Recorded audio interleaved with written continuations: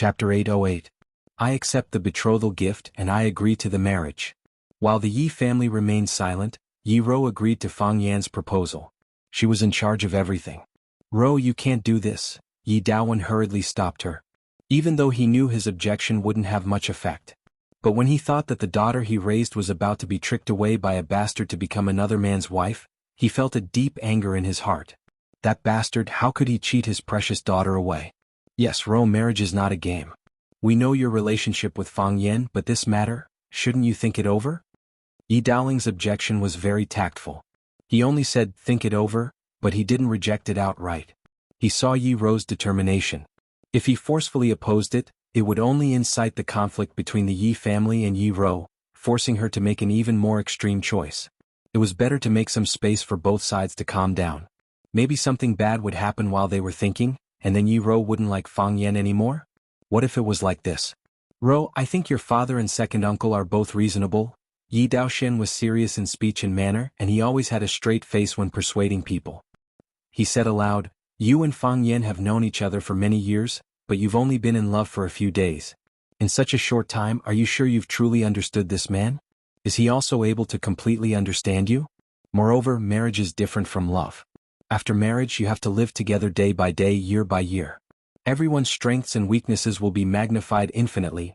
Some subtle things that are originally overlooked by others, after accumulating for a long time, may very well become some explosive points of conflict between two parties.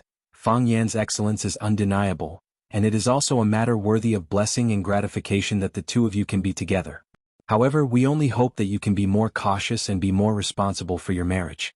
Wait a while, see if the two of you are suitable for each other, think if you have the courage to tolerate all of each other's weaknesses, and walk together through thick and thin. Ro, what do you think?" Yi Daoxuan's words were reasonable and there was no way to refute them. Even Fang Yan thought what he said made sense. Marriage was not a child's play. Yi Ro should think about it carefully. I have so many problems. What if Yi Ro can't take it anymore and wants to divorce me? If he didn't agree, what if she hit him? She was a heavenly Dao realm expert and he wasn't her match. Wouldn't this be the result of her domestic abuse every day?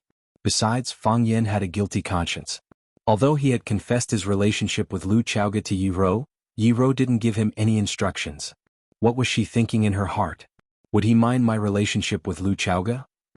In other words, she would break both her legs and lock herself at home. There were many problems that needed to be carefully considered. We can't wait. Yi Ro glanced at Fang Yan and said, "What if someone else takes it away?" The atmosphere at the scene suddenly became extremely strange. Everyone looked at Yi Ro with a dull expression. The woman who said this, was she really the arrogant and cold iceberg Yi Ro who never looked anyone in the eye? Even Fang Yan himself widened his eyes. This was obviously not Yi Ro's style. Was she possessed by Qin Tian? The gentleman coughed violently. It was unknown whether it was because of a physical illness or a physiological reaction. He coughed so hard that it looked like he was going to cough out his internal organs. The young people's style changed too quickly. As an old man, he couldn't keep up. Old man Fang Hui was stunned at first, then a strong smile appeared on his face. He looked at Yi Ro with joy as if he liked her more and more. The old man was also happy. All the teeth in his mouth fell off. He reached out and patted Yi Ro, who was sitting next to him, but he couldn't say a word. The three Yi brothers were the most embarrassed at the scene. They didn't expect Yi Ro to say such a thing. First, they were extremely shocked, then their faces turned purplish red. Yi Daowen looked at his daughter with disappointment and said, "Ro, you are a girl. How can you say such a thing? If he is really snatched away, it's better not to have such a man." "This? Ro, your thoughts are wrong." Yi Daoling coughed twice as well, as if he had been infected by the gentleman. "You are beautiful and smart. Furthermore, you are the youngest heavenly Dao realm expert in all of Wuxia. You are the only girl like you in all of Wuxia. As long as you are willing, you can find the best man. What kind of man can't you find? Women need to be strong and brave, but they also need to have an independent personality. You must not lose yourself. That will be an obstacle to your path of seeking the Tao." Yi Daoxian no longer wished to speak to this junior of his. He felt that Yi Ro had been brainwashed. When had Yi Ro ever spoken to someone like this in the past? They hadn't met for a period of time. How did she become like this? At this moment, Fang Yan had no choice but to step forward and say something. After all, be it Sir or his grandfather, the reason why they were here was to help him marry Yi Ro. Fang Yan smiled at Yi Daowen's ferocious gaze and said, "Uncle, I understand how you feel. The daughter you have raised for more than 20 years is suddenly going to become another man's wife. You must be very disappointed and find it hard to accept. The reason why you feel this way is because you are a good father. You love your daughter with all your heart." Yi Daowen's expression softened a little, but on second thought, "I obviously love my daughter with all my heart. What does it have to do with you that I love my daughter?" Hence, he glared at Fang Yan with an even more ferocious gaze. "Sir is here and my grandfather is also sitting here. I swear on the reputation of Sir and my grandfather that I will treat Ro well for the rest of my life. I will make her a strong and brave woman with an independent personality, and an eternally beautiful woman. I will make her a blissful wife. For this I am willing to give up everything I have." When saying this, Fang Yan looked at Yi Ro. This was from the bottom of his heart, and it was also what he had always wanted to say to Yi Ro. He hoped that Yi Ro could feel his sincerity, and he also believed that Yi Ro would touch his heart. Sure enough, Yi Ro's gaze also looked at him. Their gazes collided in the air, and then entangled together, unable to separate. The most beautiful love in this world was holding hands together, touching lips together, and colliding gazes in the air. All of it. Yi Daoling raised his eyebrows, and there was an inexplicable smile on his face. He looked at Fang Yan and asked, "What if Ro makes you give up the hatred outside and return to Swallow Dock to practice martial arts?" Fang Yan looked at Yi Ro and said, "If this is Ro's request, I will agree. You don't care about those national and family grudges?" "I originally didn't want to care. They were all provoked," Fang Yan said with a depressed face. Yi Ro looked at Fang Yan and said, "You can do whatever you want. Even if you marry me, you can still maintain your independent personality." "You're so nice." Fang Yan was so moved that his eyes were moist. To be able to marry such a reasonable wife, it was really a blessing to his ancestors. "I won't hit you in the future." Yi Ro felt that her heart was about to be melted, so she also said some words of love that could melt Fang Yan's heart. The blue veins on Fang Yan's forehead were bulging. "Dear Miss Yi, you don't have to say such words in front of me, right? Although you really think so in your heart, and I am really a little happy in my heart. Sir and my grandfather are still sitting next to me and listening. What if they suspect that my husband is not strong enough? And I will also protect you," Yi Ro said to Fang Yan. "Whoever bullies you, I will bully him." If there weren't so many people present, Fang Yan really wanted to hug Yi Ro in his arms and give her a good kiss. What an adorable lady. Why did she have to be his wife? Thinking of how he was about to marry a heavenly Dao realm expert, Fang Yan felt that be it the Jiang family or any other enemies, they were all useless. Sir laughed out loud and looked at the couple Yi Ro and Fang Yan. He said to the Yi family's patriarch, "Look, can you bear to separate this pair of children?" The patriarch smiled as well. He held Yi Ro's tiny hand in his and gently rubbed it, saying, "What a pair of good children." The three Yi brothers looked at each other, their mouths full of bitterness. A grown girl couldn't be kept at home. The patriarch glanced at Yi Daowen, Yi Daoling, and Yi Daoxian and said, "Why don't we just leave it at that?" Yi Daoling and Yi Daoxian didn't say a word as they turned to look at their elder brother, Yi Daowen. They thought to themselves, "Yi Ro is your daughter, so as her father, you have the most say. Although your say has almost been taken away by your daughter, it's even more unjustifiable for us to speak." Yi Daowen understood what his two brothers meant, but there was nothing he could do about this matter. He ignored his two brothers' expectant gazes and said to the patriarch, "Since the patriarch thinks it's good then, let's do it at that." "It's settled," Sir said with a laugh. "The 8th of the 12th lunar month, an auspicious day. Both of you should prepare yourselves." Chapter 809. After returning home, old Master Fang Hui shouted for Fang Yan to pour tea for him. "Tea, pour me a cup of tea." The old man's face was full of excitement and he said to Fang Yan in a very boastful tone, "I've dug countless traps in my life, but this is the most exciting one, and also the one that earned me the most. I lost a grandson and got a granddaughter-in-law back." Fang Yan poured the tea in the teapot into a cup and added half a cup of hot water to the cup. Then he handed the cup to the old man and said, "My marriage with Wen Nuan was also a trap set by you? Isn't that obvious?" The old man said bluntly, "If I hadn't shamelessly gone to the Yi family to challenge them, you wouldn't be here now. Wen Nuan is a heavenly Dao realm expert. After the news is spread, wouldn't the Yi family break the door to propose marriage? Besides, even if Wen Nuan wasn't a heavenly Dao realm expert, there were still a lot of people who went to the Yi family to propose marriage. Why did Wen Nuan have a higher opinion of you and get closer to you? Isn't it because of those years of fighting?" Wenwan has bullied many people in Swallow Dock all these years. By Xiao Zhu Zaidan Li Xiaotian Bailey Lu, which one of them hasn't been beaten by Wenwan? Why didn't Wenwan fall in love with them but me? That's because I'm better than them. In addition to my good looks, I'm also erudite and cultured. Is this also a trap set by you? That's for sure. Isn't it a bit too unreasonable? How am I twisting words and forcing logic? If I hadn't married your grandmother and had your father, would there be a bastard like you? Isn't that a trap set by me? Fang Yin was speechless. Listening to what he said, it seemed to make a lot of sense. Lu Wan came in from outside and asked eagerly, "Dad, how's the betrothal? Has the Yi family agreed to this marriage?" Old Master Fang Hui put away the smile on his face and took a big gulp of tea. He said slowly, pretending to be reserved, "Can they not agree? Mr. Yi was the matchmaker and I was also the old man. My grandson was so outstanding that no village could find him. When they saw us bringing the betrothal gifts, the Yi family was overjoyed. The Yi family's old ancestor personally nodded and said that this matter was settled. Then this matter was settled." Lu Wan put her hands on her chest, tears overflowed from her eyes and said, "That's good. That's good. My son is getting married." As he spoke, he sobbed uncontrollably. Fang Yin knew that she was thinking of her father. Her son was about to get married, but her father had already turned into dust. There was no one to talk about his sorrow and no one to share his joy with. This kind of feeling was really unpleasant. Old Master Fang Hui's face was also gloomy. He held the teacup but could not take another sip of tea. Was there anything more sorrowful and despairing than the death of one's child?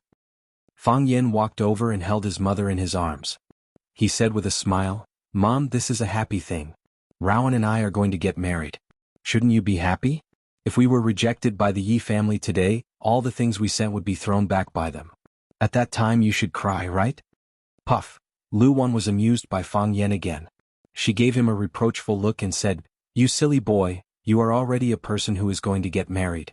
How can you still say this kind of nonsense? You and Rowan are in love. How can the Yi family not agree? Even if the Yi family does not agree, Rowan will agree." "Yes. Your son is so excellent that I love him to death." Fang Yin laughed and teased himself. He didn't want his mother to be sad, not even a drop of tears. Every tear was a knife, stabbing into Fang Yan's heart. His heart ached faintly again, and the sense of guilt that had been quiet for a long time came again. It seemed to be turbulent, like a flood or a fierce beast.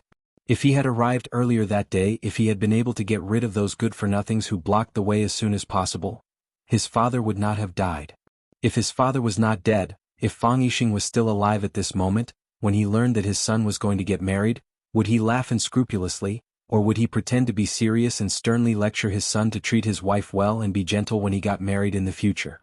He would definitely choose the latter because the latter was the character he should have. He loved Fang Yin. He loved his son more than anyone else. However, he was stingy to show it, and he firmly hid that love in his flesh and blood. Old Master Fang Hui finally raised his head, looked at Lu Wan with blame and said, "Why are you crying on a happy day? Sir, forget it. The 8th of the 12th lunar month is an auspicious day, and there are many things that need to be taken care of. As an old man, my legs are not convenient, so many things need to be decided by you, the head of the family.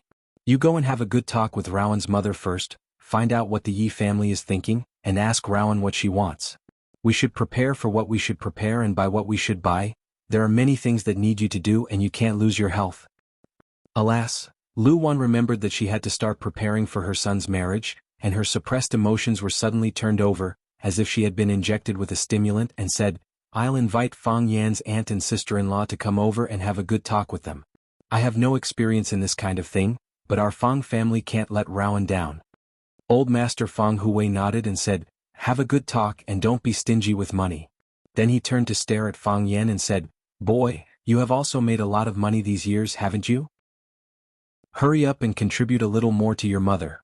Our Fang family has been quiet for more than 20 years, and this time we will have a good time in Swallow Dock." Fang Yan nodded and said, "Mom, I will ask someone to send you a black card, don't be thrifty." Lu Wan waved her hand and said, "Silly boy, no matter how poor our Fang family is, we still have enough money for our children's wedding. Don't worry about these things. Just do your own thing." Fang Yan nodded, looked at his mother with concern and said, "You have to take care of yourself. If you are too busy, ask my aunt to come back and help. Don't worry. I know how to arrange it. I have been idle these years and I feel uncomfortable all over. How can I feel tired preparing for my son's wedding? Lu Wan left in a hurry as it seemed that Fang Yan's wedding was tomorrow. Fang Yan looked at old master Fang Huwei and said, "Grandpa, do you want me to push you out for a walk?" "No need."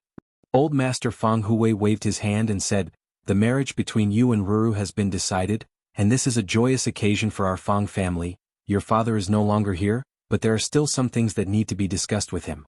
At least he will be informed. You go and accompany Ruru, I will go and have a word with you." Watching his grandpa push the wheelchair away, Fang Yan's heart was extremely heavy. Yi Ruru took the initiative to look for Fang Yan and asked Fang Yan to take a walk beside Shihizi. Swallow Dock wasn't big, and what happened in the east of the village spread to the west of the village in less than an hour. The news of Yi Ruru successfully climbing the Heavenly Dao and becoming the youngest Heavenly Dao expert in Wuxia, as well as Yi Ruru's marriage with Fang Yan, had already spread throughout the village. The people they met on the way were very kind and enthusiastic when they saw them, and some would even stop to talk to them, asking about Yi Ruru's experience in climbing the Heavenly Dao. Yi Ruru didn't hide anything and told them everything. Even their attitude towards Fang Yan was a lot warmer, and some even called Fang Yan the new son-in-law. Fang Yan smiled shyly and then thought to himself, "Shouldn't I call Yi Ruru bride? Why does it sound like I'm marrying into her family?" Of course, Fang Yan didn't care about these details. To be able to marry Yi Ruru, to be able to marry a woman who wholeheartedly loved him and was willing to protect him, Fang Yan's heart was filled with happiness. When they reached a slightly more remote place, no one came to disturb them, and the curved tail of Shihizi became their world. Yi Ruru just walked with her head lowered, with no intention of speaking. Fang Yan wanted to say something several times, but he didn't want to break the moment of silence. Yi Ruru was a very quiet person. When she didn't have to speak, she didn't like to use words to express herself. She would do what she wanted to do, and she wouldn't force herself to do what she didn't want to do. If she liked you, she would hold your hand, and if she hated you, she would chop off your hand. She had a clear distinction between love and hate. Fang Yan's heart was full of emotions. The girl who competed in the Fang family's martial arts arena for the first time was proud and stubborn, with 2 cute braids. When Fang Yan saw her, he thought it would be fun if he could pull her braids. It was really fun. Yi Ruru knocked out 2 of his teeth and broke 3 of his fingers. At that time, Yi Ruru was really fierce, and she wasn't gentle at all when she fought. Later they fought once a year, and every time they met they would quarrel. Fang Yan regarded her as his archenemy, and he told all his friends bad things about her. Even in his sleep, he dreamed that he was being beaten. However, that girl was going to be his wife soon. Life was really full of surprises. Fang Yan suddenly stopped, turned around to look at Yi Ruru behind him and said in a deep voice, "I've been thinking that there should be a more special proposal ceremony. I'll run around Yanjing City naked and then shout, 'Yi Ruru, marry me?' Or I'll take off my clothes and jump into Shihizi River shouting, 'Yi Ruru, marry me?' Or we can go to the African prairie. We'll sit on a hot air balloon and I'll kneel to you on one knee. If you don't agree, I'll cut the rope of the hot air balloon." "You'll die," Yi Ruru said. "What? If the rope is cut, I'll be fine, but you'll fall to your death." Yi Ruru looked at Fang Yan and said. Chapter 8:10. Fang Yan had once read a novel called King of Fire. In the story, the male protagonist, Tang Zhong, proposed to his 2 girlfriends on a hot air balloon. Look at how shameless and unprincipled he was. Fang Yan despised Tang Zhong's actions. He thought to himself that he would never do such a thing. Even if he wanted to do it, he wouldn't dare. Tang Zhong raised the ring in one hand and scissors in the other. He said that if they didn't agree to his proposal, he would cut off the balloon's rope. In the end, the 2 girls accepted the proposal with tears in their eyes. It turned out that women were also quite afraid of death. Not only were they afraid of death, but they were also afraid of heights. Fang Yan also wanted to learn from the senior idol who had many female friends. But Yi Ro's counterattack instantly woke him up. Yi Ro was a Heavenly Dao realm expert. If Fang Yan really cut off the balloon's rope in midair, the only one who would fall to his death would be Fang Yan himself. Yi Ro's chances of survival were much higher. From the looks of it, this method was a little romantic, and to some people there was a huge loophole. Fang Yan smiled awkwardly and said, "I can also run naked in Yanjing City, or jump into a stone river in front of everyone in the village. I just feel that it should be more romantic. I shouldn't use such a traditional method to directly go to your house to give the betrothal gift." Yi Ro looked up at Fang Yan and said, "A man's romance isn't expressed in the moment of a proposal, but in life, it can make people feel happy and at ease at all times. If you want to talk about romance, when I failed to climb the Heavenly Dao and was about to go berserk, You helped me move a mountain at the expense of your life. That was the most romantic proposal I know. Fang Yin reached out his hand to touch Yi Ro's face. Yi Ro was extremely shy, but she stood there and allowed him to molest her. Strange. Fang Yin muttered to himself and said, "She's not wearing a mask." Bang. Fang Yan's body soared into the air and flew backward. He quickly got up from the ground and carefully avoided Yi Ro. He said, "I just find it a little strange.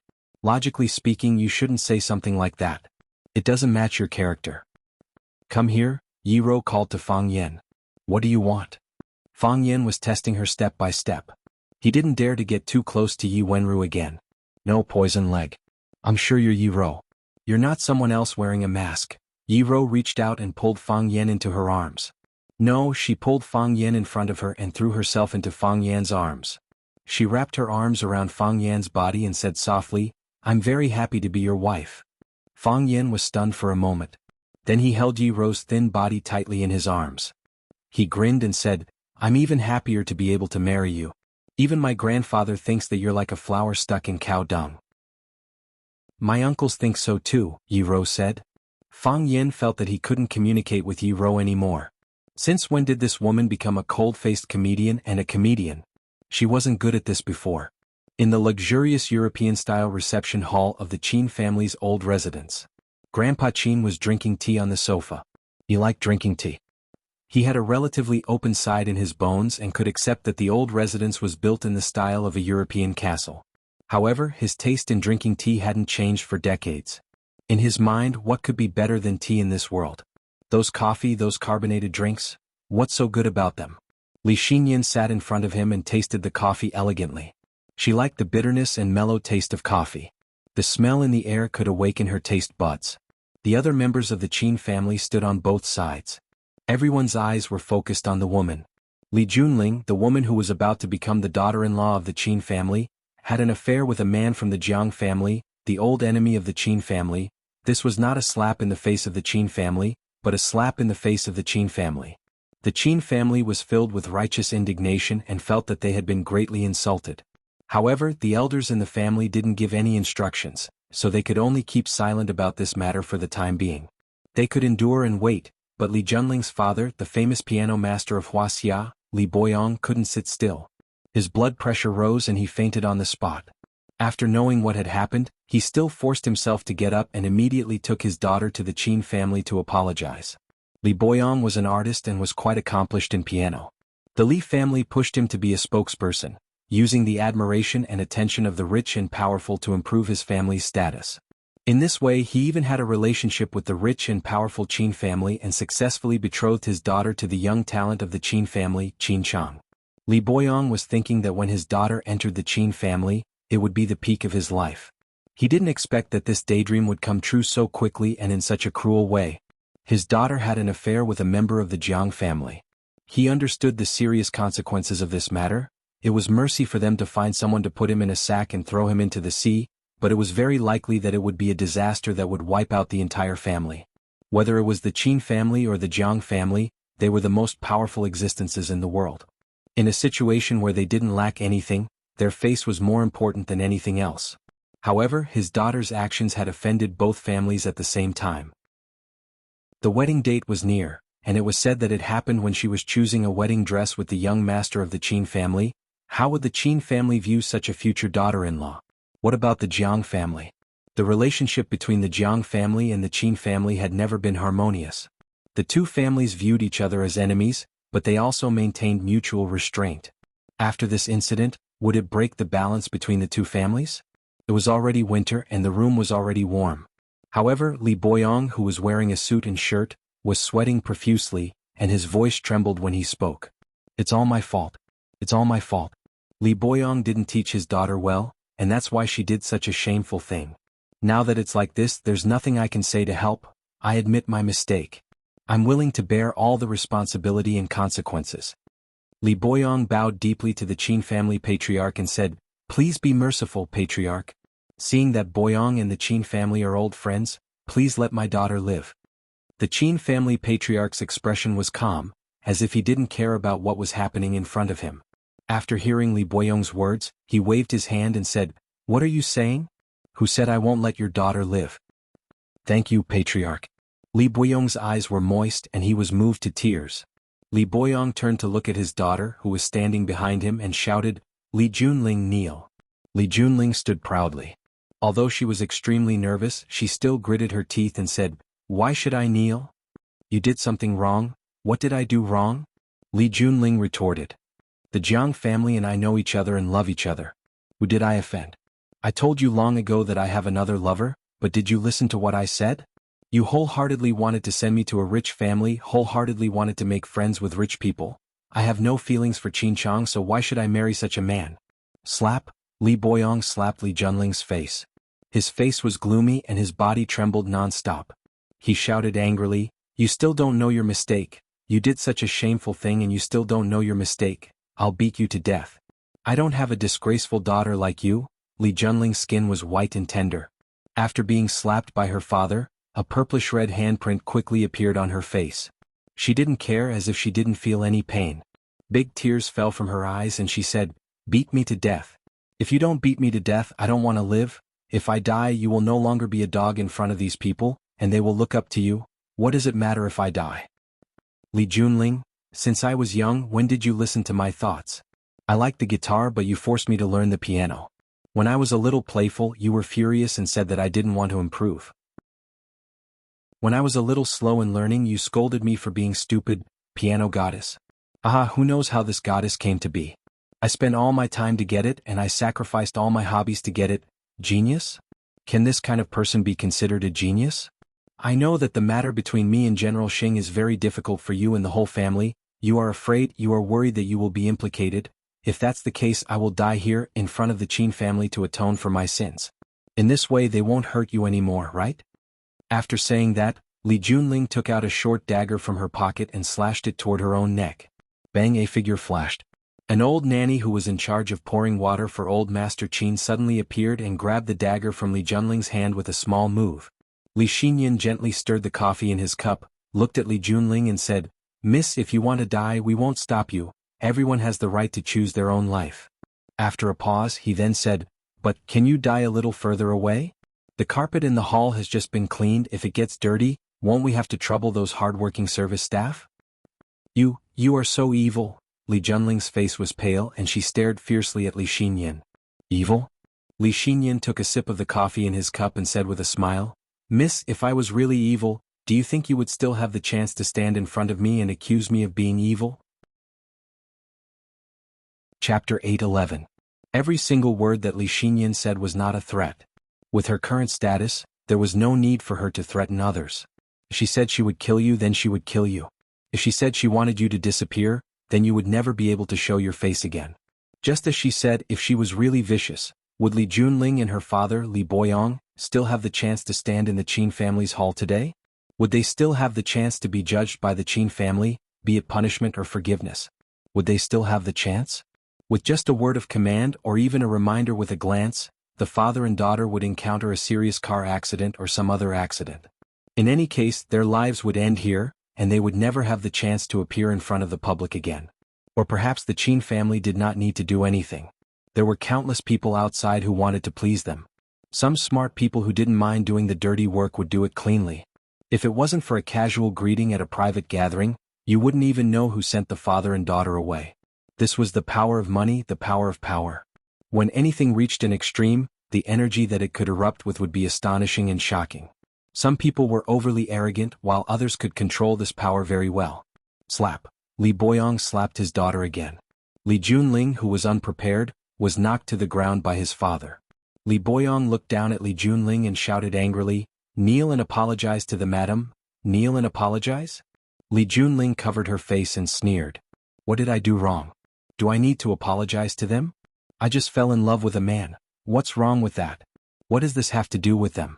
You are Qin Chang's fiancé. I am not Qin Chang's fiancé, you are. Li Junling looked at her father and laughed, saying, You are Qin Chang's fiancé. I have never liked him and I have never wanted to marry him. You think about it day and night. You think about it day and night. You think about it day and night. You think about it day and night. You think about it day and night. You think about it day and night. You think about it day and night. You think about it day and night. You think about it day and night. You think about it day and night. You think about it day and night. You think about it day and night. You dash, Li Boyong pointed at his daughter with a trembling finger, unable to say a complete sentence. Li Junling got up from the ground and tidied up his clothes. He looked at Li Xinyan stubbornly and said, I'm not even afraid of death. How can I apologize to you people? Yes, perhaps this kind of thing has long been a common occurrence for you, the weak apologizing to the strong, regardless of whether the strong is standing on the side of reason.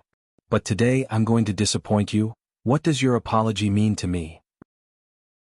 Li Xinyan looked at Li Junling and asked, or what does it mean to the Qin family?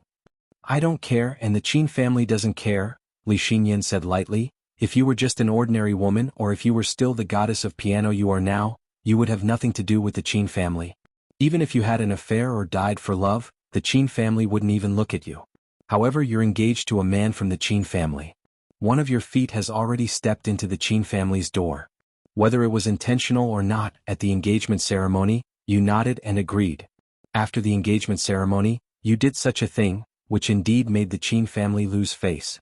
For the time being, you have to bear the criticism of some boring people. But that's all there is to it. Even if something like this happened, the Qin family is still the Qin family. When others talk about it, the Qin family's reputation will be hurt. When you are forgotten by others, when Qin Chang has a new fiancé, can people still remember who you are? But after this kind of thing, girl, are you still you? Li Xinyan looked at Li Junling sympathetically and said, as a woman I can understand how you feel. But your choice is really too stupid. Until now, you still don't know what will happen to you after this matter is exposed. You also don't understand how lucky you are to be able to stand in the hall of the Qin family right now. Li Boyong's forehead was dripping with sweat, but he didn't bother to wipe it off. He kept bowing and apologizing, saying, Madam, please don't lower yourself to her level. She is just a child who doesn't know how to appreciate favors. If you want to scold her, just direct it at me. I am her father and I should bear the responsibility for her. Li Xinyan sneered and said, all right, Li Boyong, you father and daughter don't put on this sad drama in front of me. I have no interest in watching a drama. Yes, Li Boyong nodded repeatedly and said, we are not acting. We are not acting, we are here to apologize. We are wrong, very wrong. No matter if we are beaten or scolded, even if Madam asks me to jump into the valley, I will not frown. Li Xinyan raised his head and looked at Li Boyong, saying, you are a good father, but you spoil your daughter too much. Go back. Madam? Li Boyong looked at Li Xinyan with a frightened expression. He knelt on the ground and cried bitterly, saying, Madam, I beg you, please let us go this time. I am willing to atone for this matter. I am willing to die for Qin Chang, for young Master Qin. I only ask that you let go of Junling, let go of the Li family. Li Junling's face was as white as paper. His father's reaction had already explained everything. The Qin family wanted to kill them to avenge their humiliation? These rich and powerful nobles, their hearts were really vicious. Did you misunderstand something? Li Xinyan's eyebrows twitched. He glanced at Li Boyong with some dissatisfaction and said, tears can be exchanged for forgiveness, but it can also be exchanged for double the hatred of others. Don't worry, the Qin family will not retaliate against you. From now on, the two families will no longer have any relationship. Do you understand what I mean? I understand. Li Boyong nodded repeatedly. The two families would no longer have any relationship. This meant that Li Xinyan had publicly annulled the marriage between Qin Chang and his daughter. His daughter had done such a thing. This was the proper response from the Qin family. In addition, the majority of the Li family's businesses were connected to the Qin family. If the Qin family severed ties with the Li family, those businesses would most likely be lost. Not only that, but they would also be attacked by those who heard the news. At that time, without the support of the Qin family, how could the Li family retaliate? They could only watch as the Li family's businesses were divided by those vicious wolves. Unless the Jiang family is willing to protect them, Li Boyong thought in a corner of his heart. Li Xinyan waved his hand and said, let's go back. Li Boyong crawled up from the ground and bowed to Li Xinyan, to the silent old Master Qin, and to everyone in the Qin family. Then he pulled Li Junling's hand and walked outside. We're letting them go just like that? That woman did such a thing? That's right, let's get someone to break her legs. Let's see how she can steal men in the future. She didn't hit or scold them. She didn't even scold them. Will outsiders laugh at the Qin family for being weak and easy to bully? No matter what, Li Xinyan was the current head of the Qin family. When she was handling family matters, outsiders were not allowed to interrupt or criticize her. Especially when outsiders were present, the Qin family had to give the impression that they were united and harmonious. However, after outsiders left, they had the right to speak freely and express their dissatisfaction. Of course, Li Xinyan also had the right to ignore them. Li Xinyan looked at old Master Qin, who was leisurely drinking tea, and said with a smile, "This tea was plucked from the few tea trees behind Etienne's courtyard. Because Etienne watched them grow up, she treasured them very much. When she plucked the tea leaves, she didn't allow anyone to help her. She plucked the leaves by herself, and each leaf felt like she was cutting off a piece of flesh from her body. After several days of hard work, she only got 2 taels of tea leaves after frying them. She was usually very stingy and didn't usually let people drink. Only when I went to visit her would she ask someone to bring me a cup of tea. She's very close to Grandpa, so she probably gave you more than half of the 2 taels of tea leaves, right?" Old Master Qin laughed loudly and said proudly, "That granddaughter of mine, Etienne, is very proud. Ordinary people can't even drink a cup of tea from her, not to mention the tea leaves she plucked herself. But Etienne is very close to me, so after she finished frying her tea leaves, she secretly gave me a small pot. She even told me not to let you find out. How did you see through it at a glance?" Li Xinyan put down the coffee cup in his hand and said bitterly, "The tea in your hands are all rare and good. How can you find tea leaves with such big leaves after brewing?" After receiving this flattery, old Master Qin felt refreshed and his smile became even more radiant. He said, "If you like it, I can also give you some. However, I'll tell you something private. You can't let that girl Etienne know about it. Otherwise, I won't be able to drink her treasured tea leaves anymore.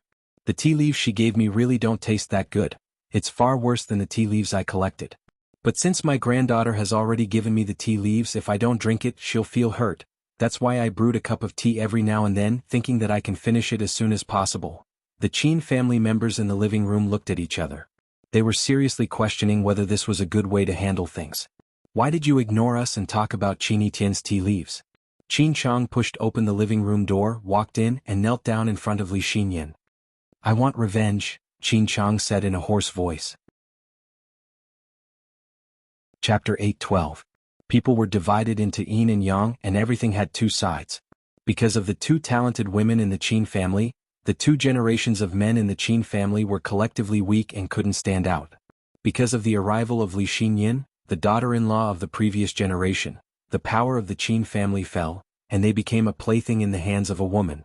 In this generation there was another Qin Etienne who was smart and talented, and had made a lot of achievements. Some people said that his mother was manipulating behind the scenes in order to make her daughter the prodigy of the Qin family, so that she could seize power.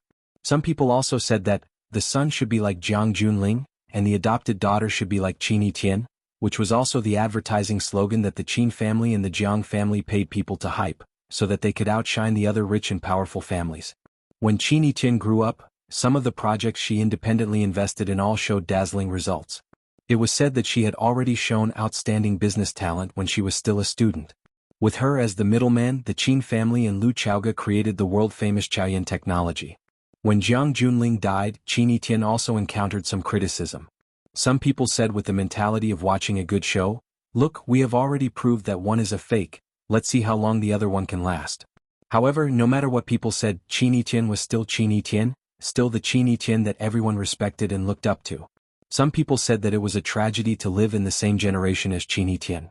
For the young generation of the Qin family, it was a complete tragedy to live in the same family as Qin Etienne. Compared with a genius like Qin Etienne, Qin Chang's ability was not obvious, and his talent in all aspects was not outstanding enough.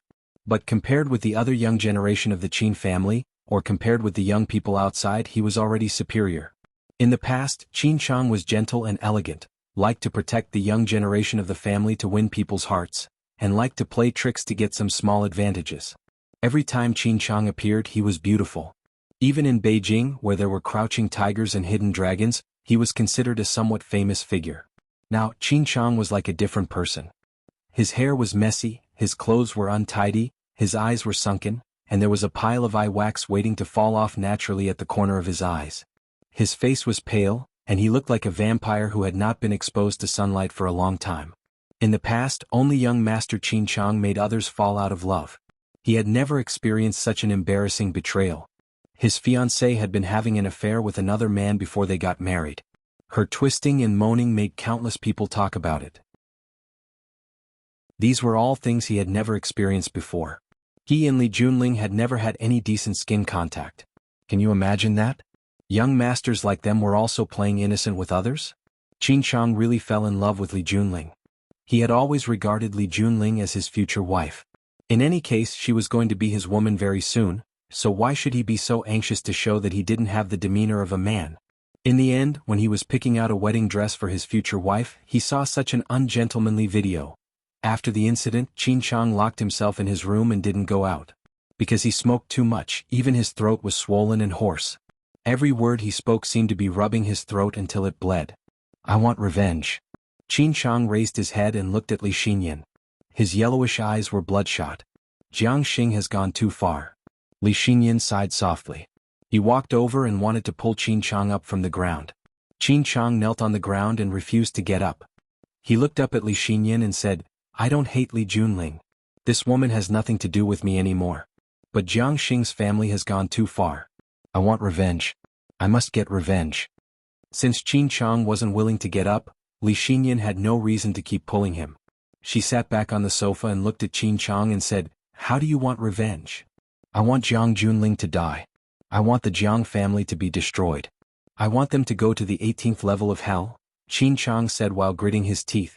No matter what kind of family he came from, no matter what kind of temperament he had, his fiancée having an affair with another man was something that no one could tolerate. Qin Chang was usually very prideful. He always boasted that he was the only person in the Qin family other than Qin Etienne. He had his own circle of friends. Everyone who saw him would respectfully call him Young Master Qin. However, everything was ruined. The moment that video was released or the moment that his fiancée knelt under that man's body, all of his dignity and pride were destroyed. I know how childish my actions were. I also know how stupid it was for me to collude with some brothers in the family to oust you. I know that you hate me. You don't even care about me. However, I want to ask you one thing. I want you to declare war on the Jiang family. That's impossible. Li Xinyan refused without hesitation. It was as if there was no room for negotiation. Why? Qin Chang said with a pained expression. Don't you hate the Jiang family? Doesn't Qin Etienne hate the Jiang family? Don't you want to declare war on the Jiang family for how they treated Fang Yan? Can you turn a blind eye and pretend nothing happened when the Jiang family humiliated me like that? Does the Qin family still want face? Do we still have dignity? Li Xinyan looked at Qin Chang with a serious expression. The Qin family belongs to everyone in the Qin family. It doesn't belong to just one person. Every decision of the Qin family must be in line with the interests of the entire Qin family. Etienne doesn't like the Jiang family. I don't like the Jiang family either. However, we can't declare war on the Jiang family just because we hate them. We'll push the Qin family to the edge of danger. I definitely won't agree to that. After a pause, Li Xinyan continued. However, General Xing of the Jiang family clearly knows that Li Junling and Qin Chang are engaged. That's too much. If the Qin family doesn't do anything, the outside world will think that the Qin family is weak and easy to bully. I declare that from now on, we will cut off all business with the Jiang family. In some important areas or core areas of the Jiang family, we can have a greater say.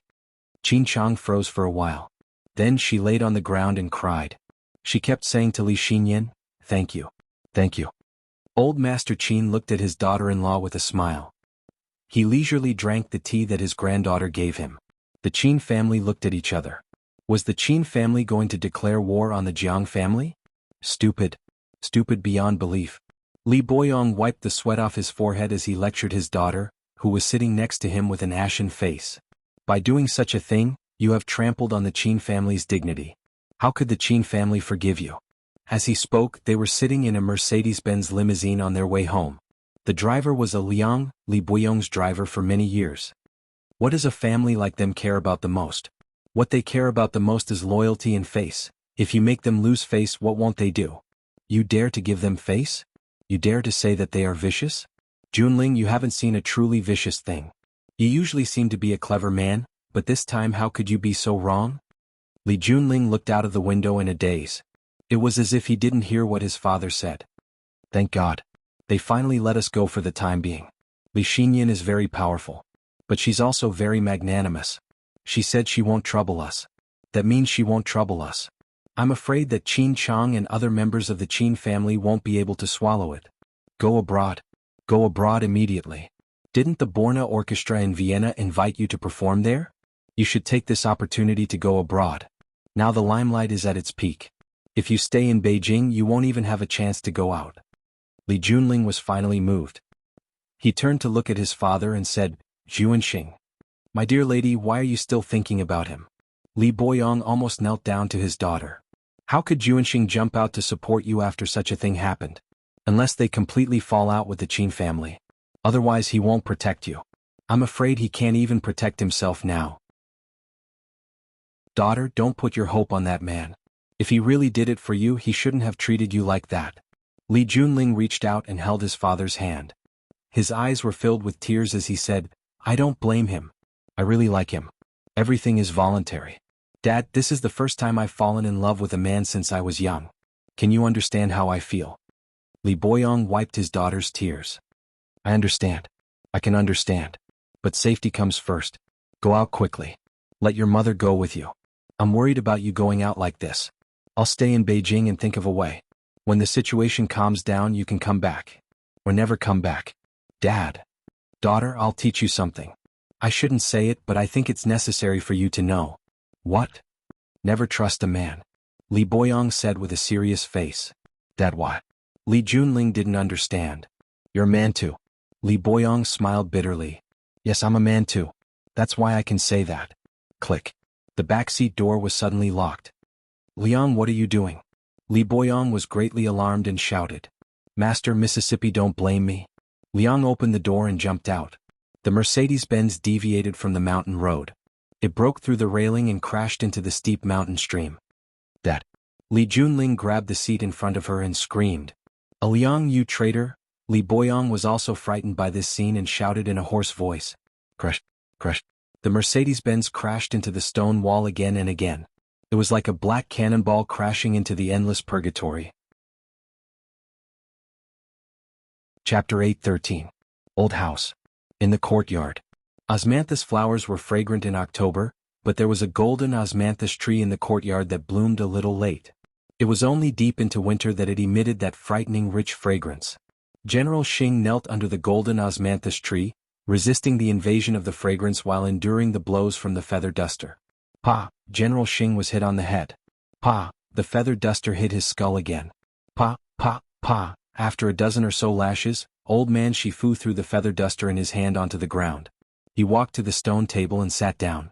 He picked up a cup of tea that was still steaming and took a sip. Do you know why I didn't slap your face? Jiang Shifu held the teacup and asked General Xing, who was kneeling there. Because you're afraid that you'll ruin your face and your grandson won't be able to go out and meet people, General Xing said in a low voice. Yes. Don't hit people in the face. I've always told you this. Why don't you listen? The cherishing fortune old man said with a face full of regret. What you're doing isn't just slapping the Qin clan's face. You're practically stepping on their heads and shitting on them. This is a huge mistake that will cause them to become enemies. Grandpa, I know I was wrong. This matter, I really had no other choice. General Xing straightened his spine and looked straight into old man Jiang Shifu's eyes, saying, I really like Junling and she has deep feelings for me. The two of us are sincerely in love. I know what I'm doing is wrong and I've thought about leaving her. But Lord Jun didn't agree. I was soft-hearted and couldn't make a decision. Originally, I wanted to wait until Lord Jun got married before completely severing our relationship. I didn't expect something like this to happen. Scoundrel. Jiang Shifu slammed his palm on the stone table and angrily shouted, What do you mean unable to restrain yourself? You're too daring for lust. You clearly knew that Li Junling was already engaged to the Qin family, yet you still dared to tempt him to do such an immoral thing. If the Qin family did this to our Jiang family, how would you deal with it? The hatred of killing my father and stealing my wife is absolutely irreconcilable. Now is the crucial moment in the battle between you and Fang Yan. In order to prevent the Qin family from participating in the battle, we offered a huge condition, but what was the result? Not only did you fail to balance your relationship with the Qin family, you even dragged the Qin family down with you. If a man can't control his own waistband, what future can he have? Old man Shifu's gaze turned sharp. He looked at General Xing and said, Do you think that, now that the military order is gone, I have no other candidates? Is that why you are so unbridled? Let me tell you, General, we still have many outstanding youths in the general family. With just a bit of polishing, they are all good materials. Grandpa, I'm sorry, General Xing's knees were pressed against the cold concrete floor as he said in a deep voice, "I know I did something wrong. I will definitely find a way to make it up to you. I promise I'll take care of this. How are you going to deal with this?" Old man cherishing fortune asked as he looked at General Xing. General Xing hesitated slightly, but still said frankly, "Since it's already happened, it's already impossible for us to reconcile with the Qin family. Since it's like this, it's better to take the initiative and drag them into the quagmire.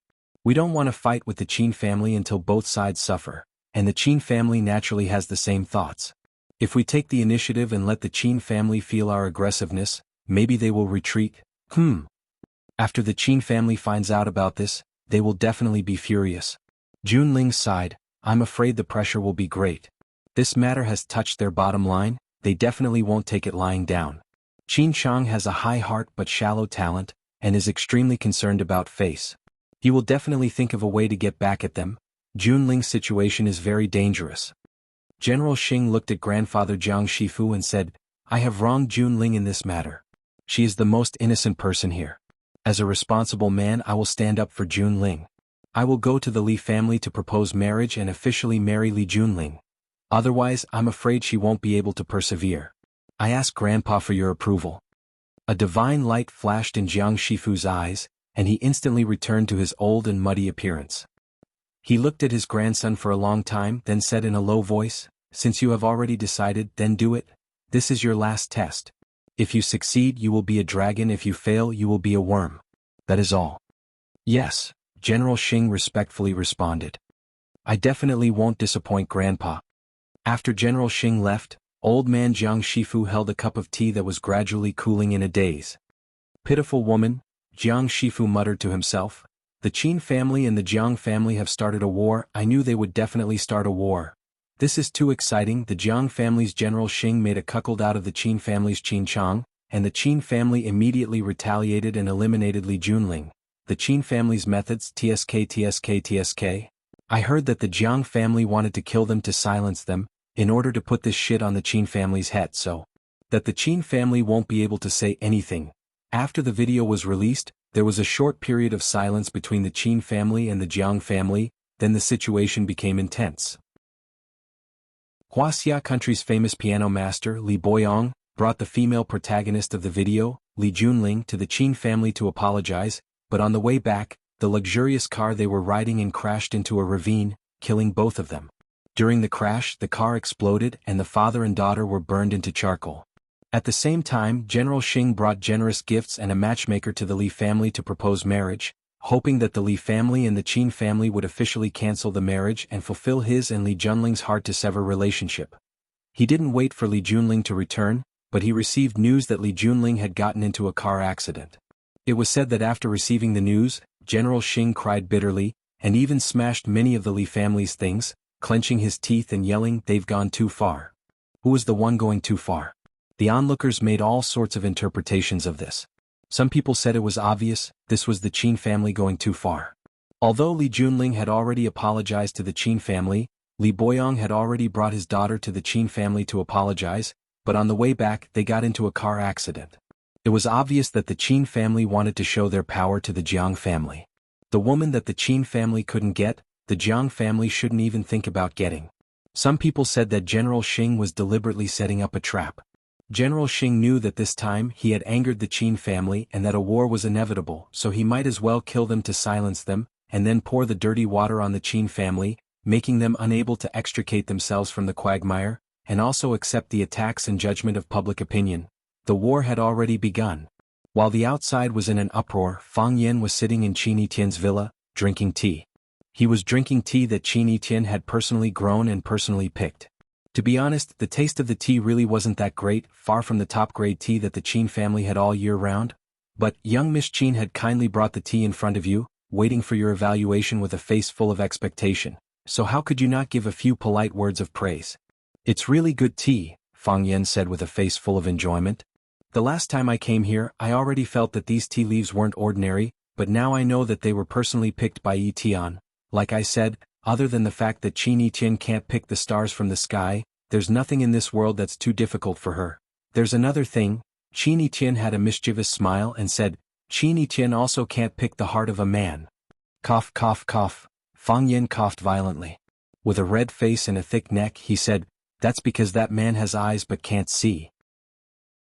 "Not really," Qini Tian sighed softly and said, "That's because that man chose a better woman." Seeing the regret on Qini Tian's face, Fang Yan's mood was also a bit heavy and he said softly, "It's not about who's better than who, it's only about suitability. How do you know that I'm not suitable?" Qini Tian interrupted Fang Yan and asked. Seeing that Fang Yan was once again speechless by her question, Qini Tian giggled. After laughing for a while, her face became gloomy again and she said, "You're getting married, right?" "Yes. The 8th of the 12th lunar month." Fang Yan nodded. "So annoying," Qini Tian said. "If you're like other men, when I ask such a question, you lie and say that there's no such thing, but if you were that kind of man I wouldn't like you so much. I think with your conditions you can find a better man. What kind of man in this world can resist your charm?" Fang Yan said with a smile. "Yes. Everyone says that, my mother also told me that, but no one cares about the main point of the matter. The main point is that the man I like is you. You see, you don't know what to say again.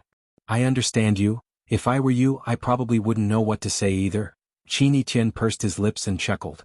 "But if I were you I might not meet another girl like me who always says the words like in love. When I think about it this way I feel that this world is so boring. So, I'll stick to being myself and you should stick to being yourself. I'll continue to like you, and you should continue to be the person I like. Will you come to my wedding?" Fang Yan asked carefully. "In Swallow Dock it's an old-fashioned wedding. You might think it's old-fashioned and boring." Qini Tian glanced at Fang Yan with a faint smile on his face and asked, "Mr. Fang, are you afraid that I'll ruin your wedding?" Chapter 8:14. What's the most troublesome thing about preparing for a wedding? It's that you don't know who you should invite and who you shouldn't. If you send an invitation you're worried that people won't come. If you don't send an invitation you're worried that people will complain. Fang Yan wasn't afraid that Qini Tian wouldn't come. On the contrary, he was afraid that Qini Tian would come. He was afraid that she would come and make trouble. According to their relationship, if Fang Yan got married, he would naturally send an invitation to Qini Tian. However, Fang Yan knew Qini Tian's feelings for him. If he told her that he was going to marry Yiro, would she feel sad? Before Fang Yan could think of a way to say it, Qini Tian took the initiative to ask. In this case, Fang Yan had no reason to hide anything. But why did Qini Tian look at me so strangely? How come? Fang Yan knew how difficult it was to deal with Qini Tian. Fine beads of sweat appeared on his forehead. He held the teacup with both hands and looked at the pots of chrysanthemum in the yard. "I'm just afraid that you're too busy or you don't like the traditional wedding. I like it very much." Qini Tian squinted his eyes and smiled. "Do you really want me to go?" "Of course it's true," Fang Yan said seriously. "I'm very sincere. In this case I'll go." Qini Tian hesitated for a moment and nodded. Fang Yan also grinned and said, "I'm very happy that you can go to my wedding." "Really?" Qini Tian looked at Fang Yan and said, "On the day of your wedding, I'll put on my most beautiful dress and my favorite phoenix coronet. I'll dress myself up beautifully to be your bridesmaid. What do you think?" Fang Yan nodded. Fang Yan nodded.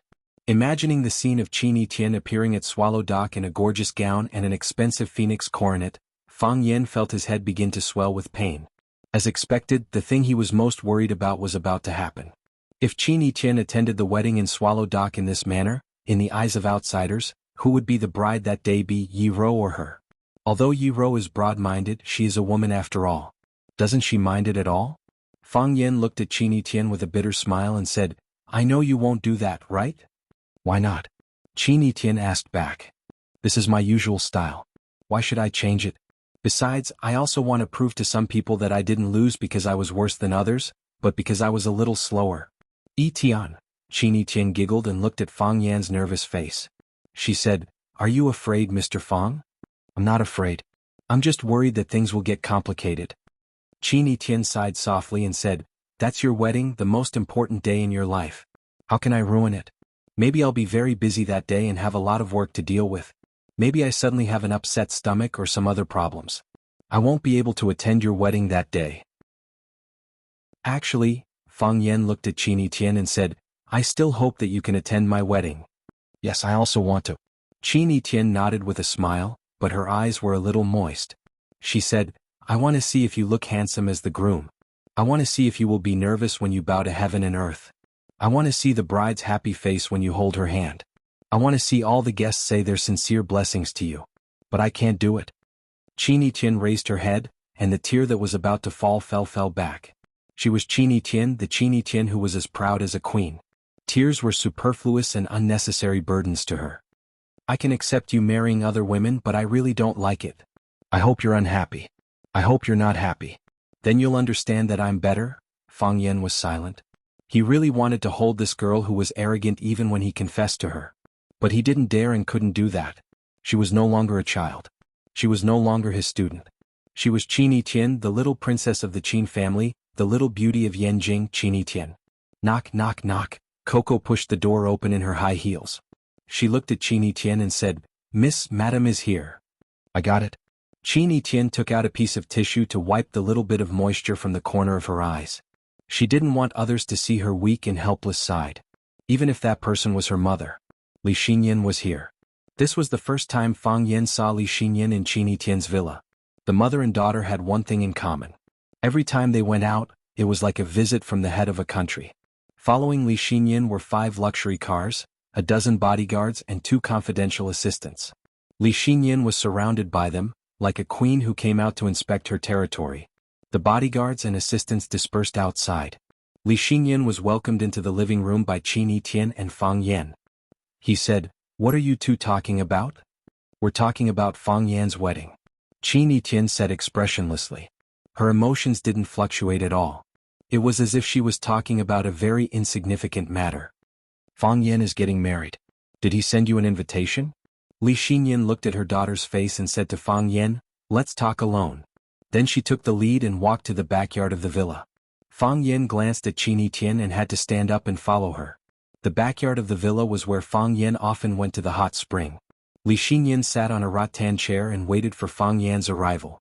Fang Yan walked in front of Li Xinyan and said, "Teacher, Etienne cried just now," Li Xinyan said. Fang Yan was very shocked. Qin Tian did show signs of crying just now, but he saw very clearly that the tears didn't flow down at all. Moreover, before knowing that Li Xinyan was coming, Qin Tian used a wet tissue to wipe the corners of her eyes. She used a definite sentence, not a question, which meant that she was sure that Qin Tian cried just now. Was this the legendary mother-daughter bond? No. Fang Yan wanted to make his description more accurate. Etienne is a very proud person. Yes, because she is a very proud person, she disdains to fight for things, but if she doesn't fight for things, how can she get what she wants? Li Xinyan obviously also felt that his daughter's emotional problems were a bit tricky. He looked at Fang Yan and said, "Fang Yan, don't blame me for bringing it up again. I'll ask you again, are you really not going to consider the proposal from last time?"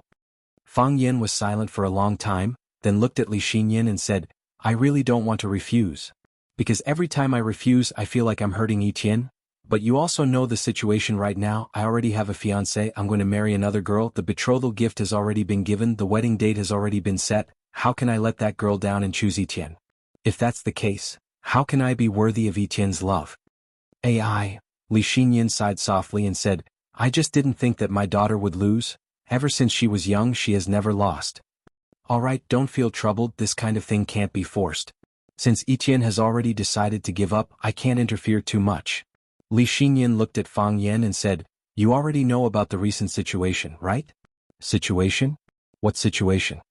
Fang Yan asked with a confused expression. Li Xinyan's expression was gentle as he said softly, "Fang Yan, do you really not know anything? Are you talking about the matter of General Hang stealing Qin Chang's girlfriend?" When this matter was exposed, I was also quite surprised. General Hang looks like a gentleman on the surface, but I didn't expect him to be a beast in human clothing, capable of doing all kinds of shameless things. Speaking of which, my relationship with Qin Chang is quite good. Although we had some disagreements the last time we met at Junwei House, we quickly became very good friends. I haven't had the chance to see him since coming to Beijing this time, otherwise I would have to properly comfort him. Fang Yan, Li Xinyan's gaze became sharp and said, "Do you really think that no one knows that you were the one who released that video?" Fang Yan looked at Li Xinyan with a surprised expression and said, "You're actually suspecting me?" "I'm not suspecting, I'm certain. I'm certain that you did it." "You have proof?" "I don't have proof."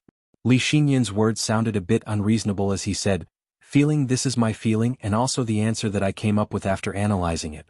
Every time, you only need to pay attention to who is the biggest beneficiary behind the scenes to easily find the answer. Fang Yan. After that video was exposed, the Qin family and the Jiang family became mortal enemies. Even if the Qin family is unwilling to help, they will not accept any possibility of cooperation with the Jiang family. In addition, the Jiang family's reputation has fallen to the ground, and they have become the talk and laughing stock of the people of Beijing. Killing several birds with one stone, isn't this your plan? Fang Yan looked at Li Xinyan with a serious expression and said, "Teacher, what's your attitude? What do you think of this matter? Do you think it's good or bad that this happened?" "From your point of view, it's naturally excellent. A stroke of genius," Li Xinyan praised. "From your point of view? It's also good," Li Xinyan said expressionlessly. "At least the noise in the house has disappeared, and a few people have become obedient." Fang Yan opened his mouth and smiled, then said, "If that's the case, then I'll be honest with you. This matter was done by me." "Fang Yan," Li Xinyan's expression suddenly became murderous. "So it was you." "It wasn't me," Fang Yan immediately denied. "I'm just joking, how could I think of such a brilliant idea? Ha." Chapter 8:15. It's just a game of words. If you think it's good that it happened, then I'm the one who did it. If you think it's bad, then it has nothing to do with me. You said it yourself, you don't have any evidence to prove that I have anything to do with this. Fang Yan isn't trying to hide anything, I just don't want to bring trouble to myself because of this. Of course, if he can gain some benefits or take advantage of something, he can be thick-skinned and admit it for now. Fang Yan, Li Xinyan stared coldly at Fang Yan and said, "Is this your attitude?" "This isn't my attitude, this is the attitude I'm showing to cater to your attitude," Fang Yan said with a smile. "You're worried that I'll take revenge on you?" Li Xinyan asked Fang Yan. "Do you think I'll hate or blame the culprit who released this video just to protect the Qin family's reputation? I did have that worry before. After all, after the video was released, the Qin family was pushed to the teeth of the storm, ridiculed and belittled. The Qin family's reputation was ruined, and they probably won't be able to raise their heads in public for a while. Moreover, the Qin family originally had more choices. However, after this incident, the number of choices available to them has become very limited," Fang Yan said with a smile. "That's right. But now I know Teacher Li's stance on this matter, and I also know that Teacher Li has always cared for me. The Qin family cutting off all ties with the Jiang family, and starting a fierce battle in some areas where the Jiang family has an advantage. This is a great thing for me and also the greatest support for me. When the Qin family and the Jiang family are in a chaotic battle, the pressure on Huaqing has decreased a lot. This isn't caring for you, but the Qin family has its own dignity and reputation to protect." Li Xinyan expressionlessly looked at Fang Yan and corrected his self-perception. "I'm really angry that you suddenly released that video. The elders of the Qin family are also angry, but as I said, from your perspective, you have 100 reasons to do so." "Yes," Fang Yan nodded. "I have other methods as well. For example, after getting the video, I would find a suitable opportunity to send it to Qin Chang. As long as Qin Chang knew about this, the wedding between the Qin family and Li Junling would be ruined. The Qin family and the Jiang family would become mortal enemies. However, I was worried that Qin Chang's influence was still too small. I was worried that someone in the Qin family would want to suppress this matter. If that's the case, Li Junling won't be able to display her greatest value. So you pushed it to the public?" "I can only do this." Fang Yan looked at Li Xinyan sincerely. "You also know that my current situation isn't too good. The Jiang family is closing in on us step by step, and we don't have much power to fight back. Li Junling is a chess piece that I have my eyes on since a long time ago. Regardless of whether she is related to the Qin family or not, things will come to this, unless she doesn't leave any evidence behind. Everyone lives a difficult life," Li Xinyan said with a sigh. "Yes, everyone's life is not easy. I was forced to this point by the Jiang family, so if I can find a chance to fight back or win, I will always want to try. At that time, morality and conscience will temporarily retreat, and I will first ensure that I and my friends can live well." Li Xinyan nodded, then looked at Fang Yan and asked, "Li Junling was killed. On the way out of the Qin family, she got into a car accident." "I know," Fang Yan said. "What do you think of this?" "I expected General Xing to play this hand," Fang Yan said coldly. He hated people who disregarded life. Those people had no compassion or virtue. They weren't worthy of being human. He saw that he was about to lose his hand, but he couldn't save the situation, so he simply flipped the table. This way no one would be able to see the end. General Xing and Li Junling were having an affair. He couldn't clean up this matter. Whether it was giving up on Li Junling or accepting her, it was an incredibly difficult matter for him. If he gave up on Li Junling, his reputation would fall to the ground. He would be criticized and attacked by countless people, and it would be difficult for him to gain the trust of others in the future. Even the family would lose their expectations of him. Accepting Li Junling was the same as stabbing a thorn in the Qin family's eye. Every time the Qin family saw Li Junling and General Xing together, they would feel angry. General Xing isn't an idiot. Regardless of whether he can take over the Jiang family in the future, he can't create such a strong opponent for himself. He can't keep a target by his side at all times. When the Qin family's hostility reaches a peak, no one can predict what they will do. General Xing doesn't dare risk his life. Besides, Li Junling was previously the fiancé of the Qin family. If General Xing wants to marry Li Junling, he probably won't be able to get past the Jiang family, right? Jiang Shifu is an old man who cares about his face. Would he let his grandson, the man who might be the future leader of the Jiang family, marry a woman who had an affair before? Even though the object of that woman's affair was his own grandson, this is still something that he can't tolerate and accept. Li Xinyan laughed lightly and said, "Perhaps General Xing really wants to marry Li Junling?" He brought people to the Li family to propose, but when he received the bad news that Li Junling had gotten into a car accident, he cried endlessly. It said that he even smashed 2 mahogany chairs and a Ming dynasty vase. Fang Yan laughed coldly and said, "The reason why General Xing dared to go to the Li family to propose was because he knew that he didn't need to be responsible for anyone. If he knew that Li Junling would get into a car accident, then why wouldn't he bring people to the Li family and pretend to be an infatuated man?" The connoisseur understands the artistry while the layman enjoys the show. Even though we understand the mystery behind this, the majority of people in this world are made up of ordinary people. After something like this happened, General Xing's reputation should be pretty good right now, right? Very good, Li Xinyan said. Some people compare them to the butterfly lovers, saying that the Qin family ruined the marriage of a pair of people who truly loved each other. He became the representative of love and righteousness. "Look, our opponent is such a smart guy," Fang Yan said with a smile. "He caused such a big trouble by fooling around with a woman, but in the end he didn't have to clean up after anyone, and he even won reputation and sympathy. I like smart young people." Li Xinyan looked at Fang Yan and said, "But I don't like smart people who do things without principles or limits." "So you have a reason to like me?" Fang Yan said seriously, "I'm smart and I do things with principles and limits. I believe in Etienne's eyesight." Li Xinyan didn't deny it this time. "She can't like a scumbag." At this time of the year, people in Beijing already needed to wear windbreakers or thicker cotton-padded jackets to keep out the cold, but Huaqing was still in the midst of autumn. The leaves had only just turned yellow, unlike the north, which was full of fallen leaves. The winter water wasn't cold, the winter wind wasn't cold, and the winter soil wasn't frozen. Huaqing was named after flowers, and bright flowers bloomed all year round. Even during the coldest time of the year, a thick sweater was enough to last them through the winter. On a desolate beach, among the withered reeds, a lone bird flew across the water, then disappeared into the reeds without a trace. Then, as if it was threatened, it flapped its wings and flew away. Deep within the reeds, the silhouettes of people could be faintly seen. They were lying there motionlessly, like hunters waiting to catch their prey. "It's in front," a man's voice said. "I see it," another man's voice said. "How do we move?" "Together. Of course I know we should move together, I just want to ask who's in front and who's behind." "One in front, one behind," the honest voice sounded a bit impatient. "You go from the front, I'll attack from behind." "Why don't you go from the front, I'll attack from behind?" "Fine, I'll go from the front, you attack from behind." "How, why didn't you argue with me this time?" While the fat figure was still talking, the thin man who always liked to argue with him had already charged forward like a bony snake. His figure was tall and thin, but his movements were very agile. He disappeared into the reeds in an instant. "This guy," the fat figure sighed, then turned into an agile, wild boar and also charged towards the row of makeshift houses by the sea. Regardless of whether it was a large building or a marine project, they would first hire workers to build makeshift houses near the project as a temporary command post and resting place for the workers. This place was originally meant to be a port, but for some unknown reason the port project was stopped, and the makeshift houses lost their purpose. Perhaps due to other considerations, the makeshift houses were never demolished, enduring the wind and waves but also taking in seabirds and crabs.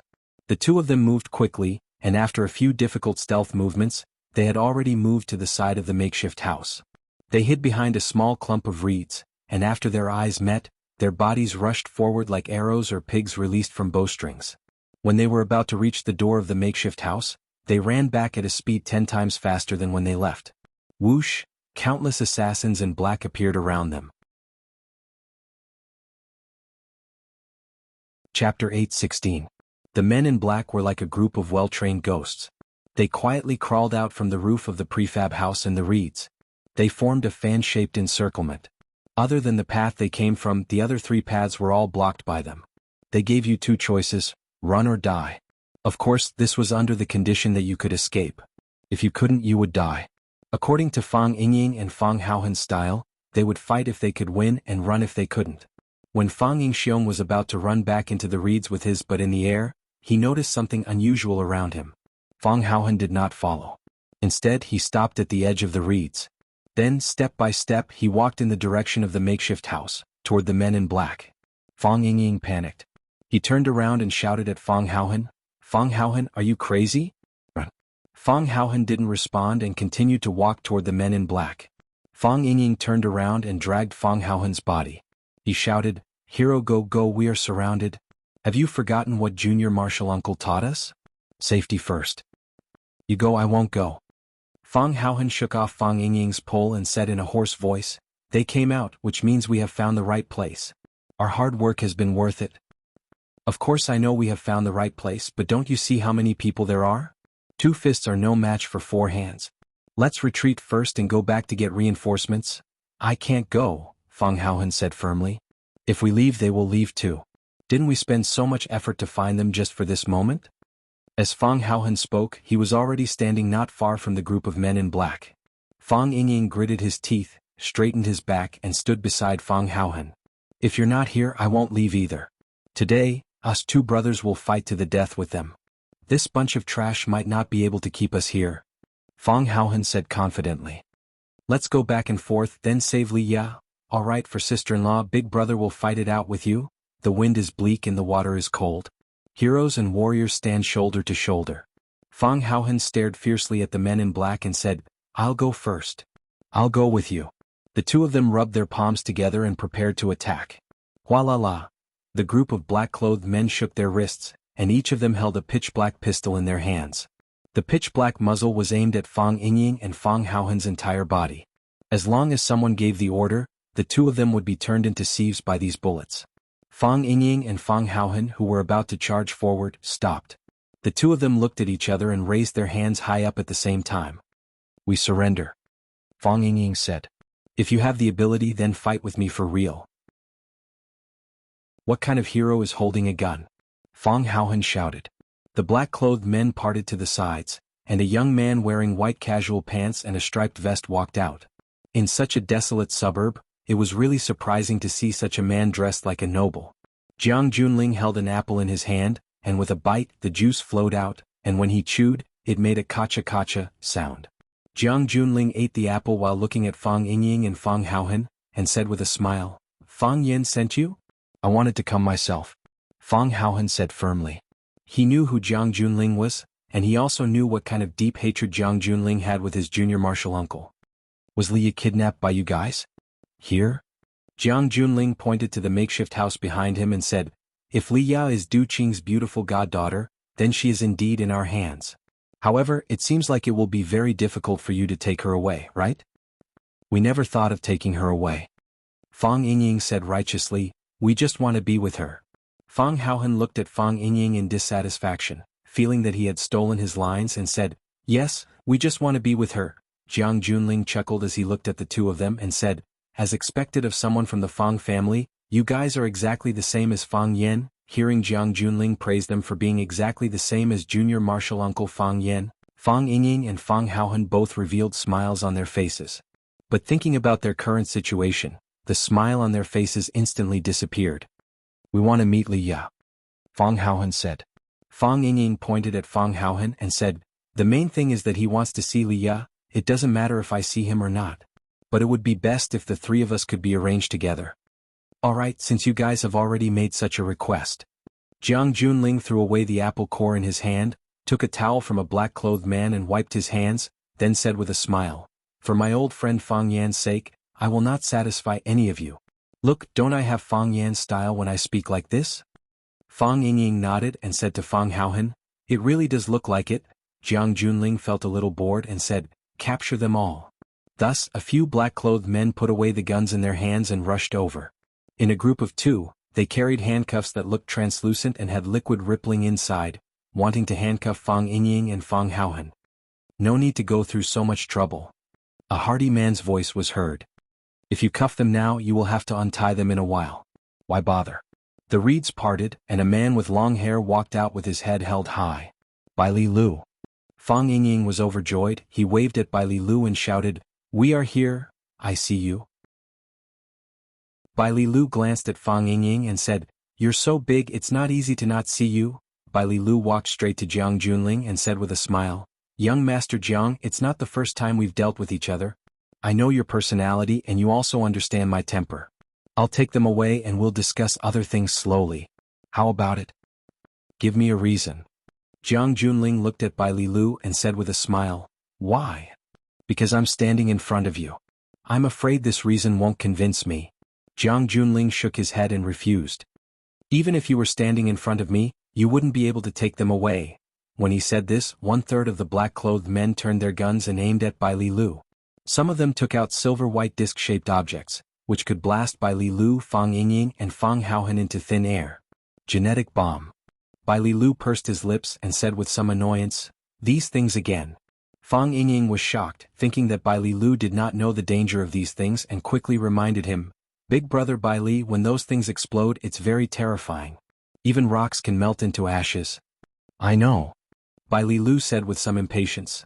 "A long time ago your junior martial uncle reminded me that when I encounter these things, I should either kill the person directly or run far away to avoid being killed by them. I want to run far away but I still have to save you 2 idiots. What do you think I should do?" Fang Yingying and Fang Haohan thought about it seriously, and also began to worry about Bai Li Lu's situation. Jiang Junling looked at Bai Li Lu with a smile and said, "It's the people from Swallow Dock again. I really hate the people from Swallow Dock more and more now. Last time we parted at Lotus Temple, I thought there would be a chance to see you again. I didn't expect you to deliver yourself to me. Bai Li Lu, do you think I don't dare to kill you?" "Of course you dare to kill me," Bai Li Lu said carelessly. "You are a scum who has no father or son and was expelled by your own family. What kind of things can't you do? Is there anything you don't dare to do in this world? Is there someone you don't dare to kill? It's good that you understand. We all know each other well, so there's no need to waste your breath." Jiang Junling's eyes were full of murderous intent. He was ready to kill. As long as he gave the order, the group of men in black behind him would be able to use Bai Li Lu, Fang Yingying and Fang Haohan as targets.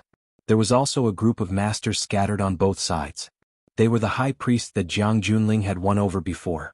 Later, because of his downfall, a group of them left, including the blind fisherman and the Xingyi master Bao Shi.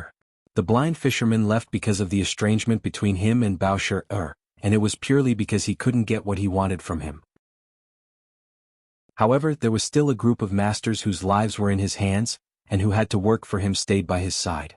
Even if Bai Li Lu and the others were not killed by the random gunshots, occasionally a fish that slipped through the net would be attacked by the group and chopped into meat paste. After Jiang Junling left the Jiang family, he became a lonely ghost wandering in the wilderness. He looked miserable and pitiful, but it also freed him from the shackles brought by his identity. He could use all kinds of means to achieve his own goals unscrupulously. For example, now he unabashedly took those murderous maniacs, members of the arsenal who had the most sophisticated weapons with him as bodyguards. If it had been in the past, it would have been a big taboo. "Don't be impulsive." Bai Li Lu waved his hand and said with a smile, "I know what you want to do, but I advise you not to be impulsive." "Oh?" Jiang Junling looked at Bai Li Lu and smiled gently and comfortably. He said, "Although I really don't have any entertainment on this seaside, when I'm tired of playing a game, I naturally want to give up and change to another game. If you don't have any more fun games, then I can only say goodbye forever." "There really is," Bai Li Lu said with a serious face. "I know you like playing games. Today I'll play with you to the fullest." He clapped his hands and there was a slight whistling sound. That sound was very strange, like a buzzing sound in the air. It was not very clear, but everyone present could hear it. When this sound rang out, a scene that made people's scalps tingle appeared. Countless venomous snakes rushed out from the reeds. They entangled with each other and hissed. They were so densely packed that they blotted out the sky and covered the earth as they swept towards them. Chapter 8:17. This was a snake disaster. It was the first time many of them had seen so many snakes and so many different kinds of poisonous snakes gathered together. Their bodies were entangled together, swaying and twisting left and right. Their heads were raised high, and their triangular eyes flashed with a murderous glint. They opened their mouths and spat out their long or short venomous tongues. When they slid, their abdomens rubbed against the grass, making a hissing sound. Countless venomous snakes swarmed in from all directions, treating everyone in the encirclement as their sumptuous meal. A man wearing a gray cloak appeared. His head was covered with a wide black hat. His face could not be seen clearly, but his gloomy and sinister aura could be felt. He was holding a flute-like instrument in his hands, and the buzzing sound came from that instrument. Whoosh! Someone among the black-clothed men took out a silver disc and threw out a few of these weapons. No matter how many poisonous snakes there were, they would be corroded into air. "Look, I have helpers too," Bailey Lu looked at Jiang Junling and said, "and I have the advantage in numbers." Jiang Junling smiled and looked at Bailey Lu. He pointed at the poisonous snakes and said, "Do you think that these few poisonous snakes can threaten me? If I just throw a few cockroach number 5, I'm afraid more than half of these poisonous snakes will die, right? Even if there are a few that escaped, I'm afraid they won't have the guts to act violently." Jiang Junling shook his head and said, "If it's just this kind of game, then it's really regrettable. It's too easy to clear the game. Instead, it makes people lose interest in playing. What if I tell you that many of the poisonous snakes in the snake formation have miniature bombs installed on them?" Bailey Lu laughed and said, "Although the power of those miniature bombs is not as powerful as your cockroach number 5, if they explode together with the cockroach number 5, the scene will be spectacular, right?" Bailey Lu pointed at Jiang Junling and said, "You, everyone around you and me, I'm afraid that no one here will survive." Jiang Junling still had a mocking smile on his face and said, "Do you think I will believe that?" "If I were you, I wouldn't believe it either," Bailey Lu said. "But I don't want to prove anything to you. What should I do?" "Aren't you afraid of death?" "It's not that I'm bragging, but our Bailey family doesn't have long lives. The more talented they are, the shorter their lifespans. This is because there's no way to cross the threshold of the heavenly Tao realm. Most of them go mad before they die. My talent is the highest in the Bailey family over the centuries. I believe that if I don't step into the heavenly Tao realm, I'll die soon. Before I die, I'll do something good for my friend and perish together with the opponent he hates the most. I believe he'll be grateful to me for life, right?" Jiang Junling's face turned gloomy as he said, "This kind of negotiation method is really original. I really don't know how to refute you. But if I let him go just because of your threat, won't it be a joke if it gets out? This is the problem you need to consider. Others can't help you." Bai Lilu crossed his arms in front of his chest, looking like he was not anxious at all. "But you look like you're in a dilemma. Let me tell you that there is a bomb in the snake formation. Although you are suspicious, you will not dare to play with your life. Although you don't want to admit it in your heart, you must think that you're superior to us. If the person standing in front of you was Fang Yan, and you were asked to perish together with him, you might think that this matter can be considered. But the person standing in front of you is me, Fang Yan's two good-for-nothing martial nephews." Fang Yingying and Fang Haohan looked at each other, thinking, "How are we good for nothing? We're already very promising, all right? You feel that it's unfair in your heart, right? You feel that dying in such a way is too unfair for you. But you also know that the longer this matter drags on, the more advantageous it is for us. If you can't get rid of us in the shortest time possible, then more people will come to help. You're no longer young Master Jiang, but a wandering ghost that was chased out of the Jiang family. But don't forget, this is Flower City. There are countless of Du Qing's brothers and good friends here. You kidnapped Du Qing's goddaughter, wouldn't he fight you to the death? Looks like I can only surrender and accept your conditions," Jiang Junling said with a smile. "We can also fight to the death and perish together." Jiang Junling looked at the Snake Lord who was playing the instrument to control the snakes and said sarcastically, "Your master died in the hands of Fang Yan. I didn't expect that you would eventually become a lackey under Fang Yan. If the previous Snake Lord knew that his disciple was so spineless, he would have regretted passing the position of Snake Lord to you." The Snake Lord stopped playing, and the venomous snakes began to gather around him. These pointy monsters and the group of black-clothed men with sharp weapons in their hands formed a standoff. The Snake Lord looked at Jiang Junling and said, "My current name is Fang Shida. I am a member of the Fang clan." "Oh. Fang Shida, a good name." The sarcasm on the Snake Lord's face became even stronger. "You're wrong." The Snake Lord looked at Jiang Junling and said, "Even if my master was still alive and knew that I was working for Fang Yen, he wouldn't be disappointed in me. You don't understand snakes and you don't understand the lineage of the Snake Lord. Although we are the Snake Lords in the eyes of humans, aren't we still beasts that can't be shown in public? You and the people around you, when did they ever see us as humans? Including my master when he was working for you, didn't you also see him as a killing weapon, a beast that you ordered around? I'm different. I can sense Fang Yan's kindness, and I know that he is sincerely thinking for my sake. He returned me the snake eye long ago, and as long as I am willing I can leave or rebel at any time, but it is also because of this that I know that he sees me as a friend, as a brother. I have freedom, I have dignity, and I can also feel warmth from humans. I already have much more than my master, so how could he regret passing the position of Snake Lord to me just because I'm living so well? Didn't we pass down the torch so that one day the Snake Lord lineage can be upright and honorable people?" The Snake Lord still spoke with a thick Xiangxi accent, and because he didn't usually speak much, his ability to express himself was a bit shaky. However, because every word he said came from the bottom of his heart, it made others feel that he was very sincere and that every word he said was from the bottom of his heart. He was very satisfied with his current state and he was very grateful for everything he had right now. Clap, clap, clap. Jiang Junling applauded again and again, then looked at the Snake Lord and said, "Then I really have to congratulate you." "Let him go," the Snake Lord said coldly. He stared at Bai Xiu with his snake-like triangular eyes and said, "Or be torn to shreds by them. After hearing what you said just now, I feel that you and Fang Yen are really a pair of brothers who have gone through life and death with each other. I'm so envious." Jiang Junling chuckled and said, "But as a brother you're living a comfortable life, haven't you thought about your poor little sister?" Jiang Junling clapped his hands and said, "Bring her out." As soon as he said that, the metal door of the makeshift house was pushed open again. Two men in black helped a woman out, one on the left and one on the right. The woman's right leg was already lame, so it was extremely inconvenient for her to walk, and her lame leg was almost dragging on the ground. His head was lowered, and his long hair covered his entire face, making it difficult for others to see his appearance. Thump! The two men in black threw her to the ground, and the woman lost her balance and fell to the ground.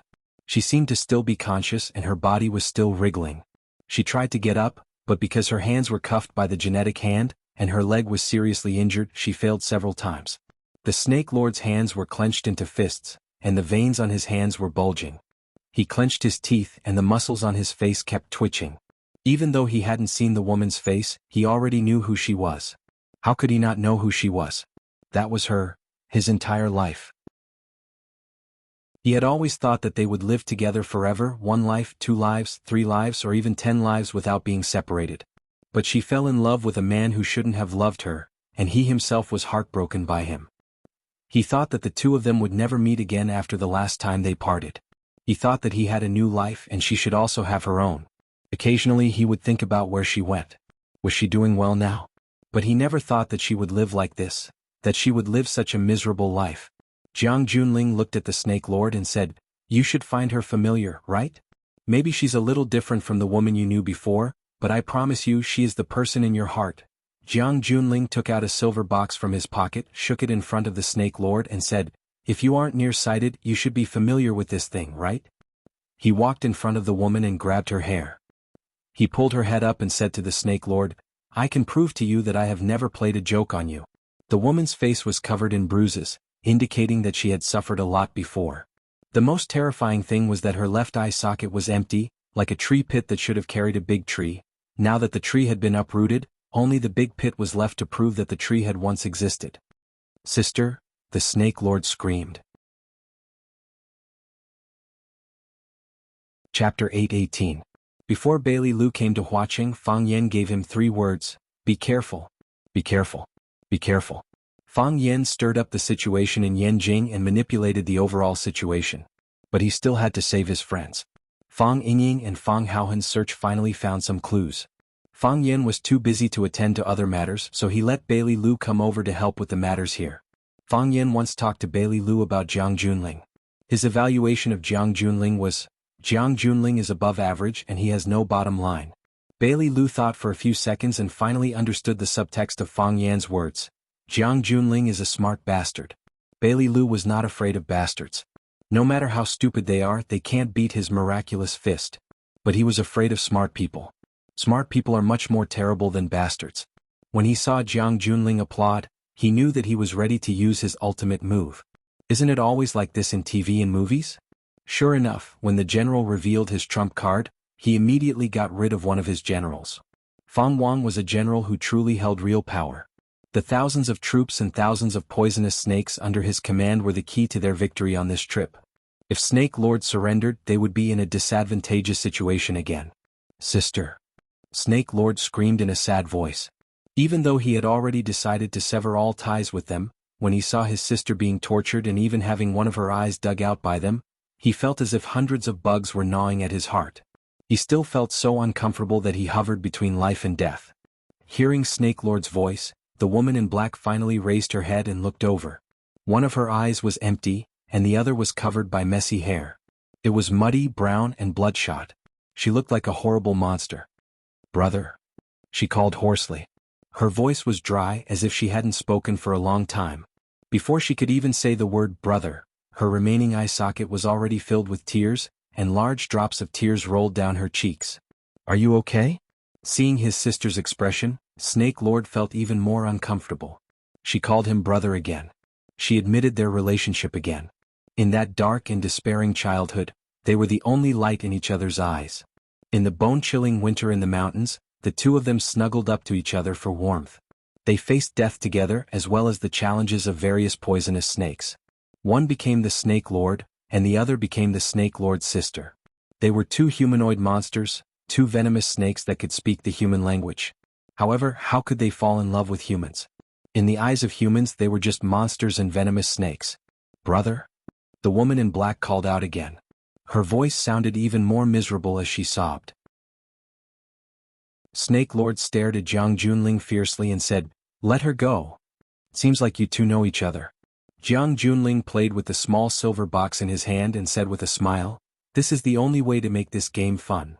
Jiang Junling raised the small box in his hand to the Snake Lord and asked, "You should know what this is, right?" Snake Lord knew, but he was unwilling to answer. Because the answer to this question was too cruel for them. "This is your sister's eye, which is also what you call the snake's eye." Jiang Junling put the silver box under the sun and raised his head to look at it carefully. He said, "It is said that if you control the snake's eye, you can control the fate of a snake slave." "Oh, you call yourself the Snake Lord? That's not important. You can call yourself anything." "I've never believed this saying. I think it's mostly made up. Why don't we do an experiment with this eye today?" "Don't hurt her," Snake Lord shouted anxiously. Jiang Junling looked at Snake Lord seriously and said, "It seems that the rumors are true. But why don't I hurt her? You can hurt me, so why can't I hurt her? You're not my friend, right? If you're willing to be my friend, then I'll take the initiative to give you this eye." "Don't be fooled by him." Bailey Lu hurriedly stopped him. He didn't know much about Snake Lord, so he didn't know what kind of person he was. Although Fang Yan had told him to believe his words, if he was instigated by Jiang Junling, these poisonous snakes would turn around and become sharp weapons against them. At that time it would be too late to cry. "Fang Yan, don't listen to his lies. How did they use your sister in the past? What was the result? How did they treat your sister after she was no longer of any use? If you stand on his side today, you'll soon end up like your sister. At that time, not only will you not be able to save your sister, but you'll also lose your life." "I understand." Snake Lord glanced at Bailey Lu and said in a hoarse voice, "I understand. I know what kind of people they are and I know what they want to do. In their eyes we're just playthings that they can manipulate. That's how my master died. My master's master died the same way. They know the skills of us snake keepers, so they secretly sent people to Shangxi to look for us. They never treated us as human beings. Except for Fang Yan, no one treats us as human beings." Bailey Lu was speechless. For a long time he actually had a strong rejection of Snake Lord in his heart. He always felt that this person was very dirty and very poisonous, different from the warriors who practiced martial arts in the open and above board. They walked the unorthodox path.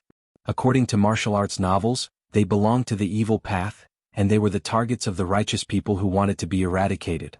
She hadn't expected Fang Shi to be fully aware of all this, but he had never shown any signs of abnormality.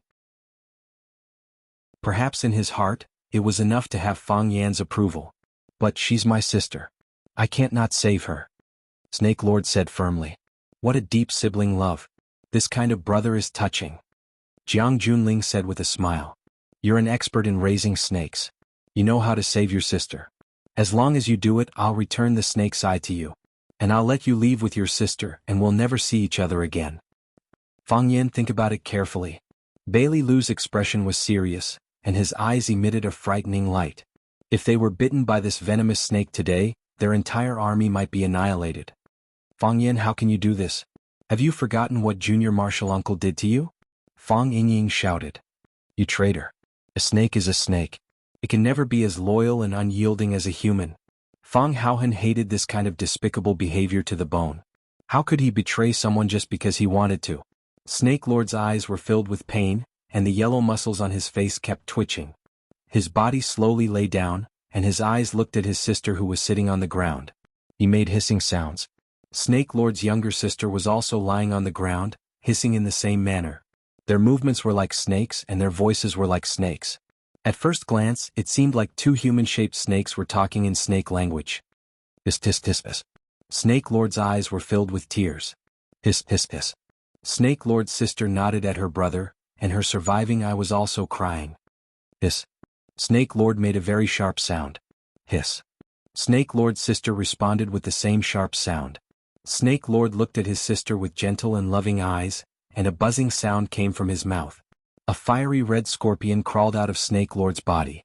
The scorpion shook its head as if it had just woken up. Snake Lord's sister smiled happily, as if the fiery red scorpion was a good friend she hadn't seen for many years. She stretched out her hand to the scorpion. The scorpion looked at Snake Lord and quickly crawled towards Snake Lord's sister. Then it jumped and stood on the palm of Snake Lord's sister. Hiss hiss hiss. Snake Lord's sister said something to the scorpion. The scorpion made a hissing sound, and its body retreated as if it knew something terrible. Snake Lord's sister held the scorpion tightly, and then stuffed its head and body into her mouth. Hiss, hiss, hiss. The scorpion's tail swung desperately, and it used its poisonous stinger to slap Snake Lord's sister's face and other parts of her body. Snake Lord's sister looked at Snake Lord, and her face was filled with joy and reluctance to part forever. Kacha! A crisp sound was heard. Fire Scorpion's tail slapped even more fiercely, and then it raised high, maintaining that posture and could no longer be put down. Snake Lord's sister's face showed a painful expression, and dark red scorpion blood flowed out of the corner of her mouth. Kacha! Kacha! She chewed hard and then rolled the whole scorpion into her mouth and swallowed it. Gulp! Her throat squirmed, and then her body swelled up like an inflated balloon. Pa pa pa! Her body made a sound like popping beans and the blood in her body seemed to be boiling. Blood flowed out of her 7 orifices, and the blood that flowed out was steaming and bubbling. Brother! Snake Lord's sister's body softly collapsed to the ground, and her weak eyes were still tightly grasping her brother. She hated this world but she liked her brother. She thought that she had lost him forever, but she didn't expect to see him again before she died. This was really the happiest thing in her life. I saw Master. Chapter 8:19. Even when the body became stiff and motionless, the swollen area still did not subside. Thick hot blood flowed out of the eyes, mouth, nose, ears and other parts of the body. It was clear that the fire scorpion's toxicity was so great that it could boil a person's blood. Everyone stared blankly at this scene. No one had thought that things would develop in this direction. Didn't he say that he would be a shameless traitor? Didn't he say that he would save his sister? Why did things end up like this? The elder brother used a fire scorpion to poison his sister to death? Bailey Lu's expression was extremely ugly. Only now did he realize that he had misunderstood Fang Yu. The reason why he said that he would save his sister wasn't to save her life, but to save her dignity, to save her freedom, and to save her freedom. Because he could see that his sister was living a life worse than death. When the snake monarch had communicated with his sister in snake language just now, he had already forgiven her for her previous actions. They had confessed with deep affection, but were reluctant to part. They raised snakes, served snakes, and understood snakes. They manipulated the snakes, and the snakes manipulated them. It was in their nature to walk freely, unwilling to be bound by any kind of restraint. They were ruthless, vicious, and vengeful, but they also had their own feelings as well as the ideals that they pursued all their lives. They needed dignity. Since the beginning of history, the snake monarchs of every generation had been reduced to killing tools for powerful people.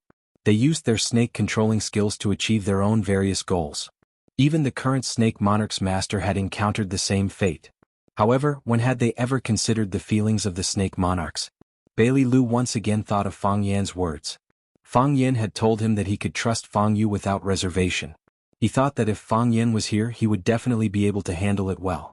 His perspective was still far inferior to Fang Yan's. Fang Yingying and Fang Haohan looked at each other.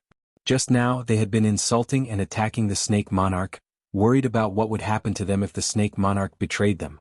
In the blink of an eye he had played such a jaw-dropping show. They were not stupid. They could see the snake lord's feelings for that woman. They knew that he loved her deeply. However, in the end he did such a thing. He chose them, chose Fang Yan, chose justice and loyalty. Fang Yingying and Fang Haohan were about to cry. They felt sorry for Snake King. They also sympathized with the Snake Lord because they knew that the Snake Lord's only family member was dead.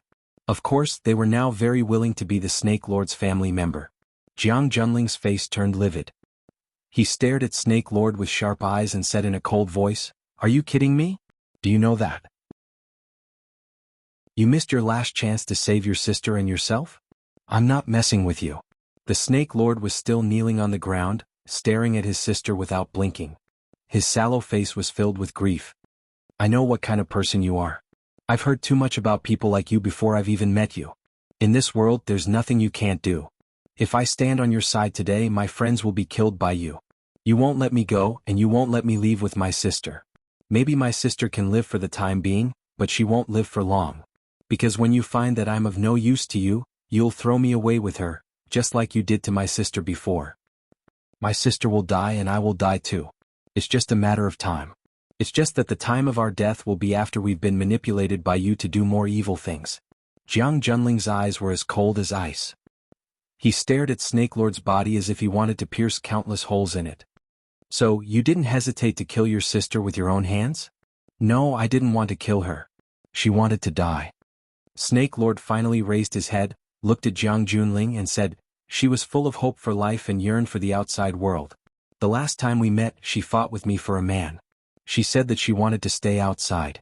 She didn't want to go back to the gloomy and uninhabited mountain village. But she regretted it. Just now she told me that she regretted coming out. She hoped that she could stay in the deep forest for the rest of her life. She didn't have to face anyone, nor did she have to hide from anyone. She didn't have to always feel that she was inferior to others. She didn't have to accept people looking at her as if she were an animal. She was more willing to be with those poisonous snakes and beasts, because she said that they were 100 times, 1,000 times kinder than humans." Snake Lord got up from the ground and patted the dust off his gray robe. He looked at Jiang Junling and said, "Now let's put an end to it." "Put an end to it?"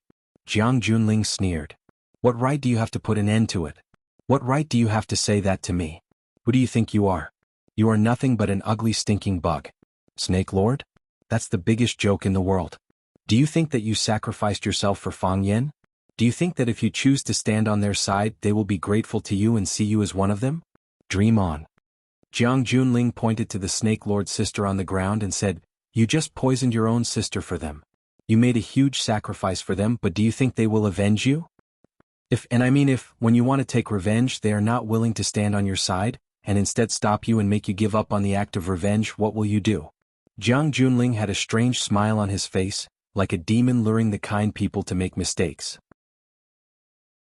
"Invite our Miss Li out." Jiang Junling looked into the Snake Lord's eyes and said.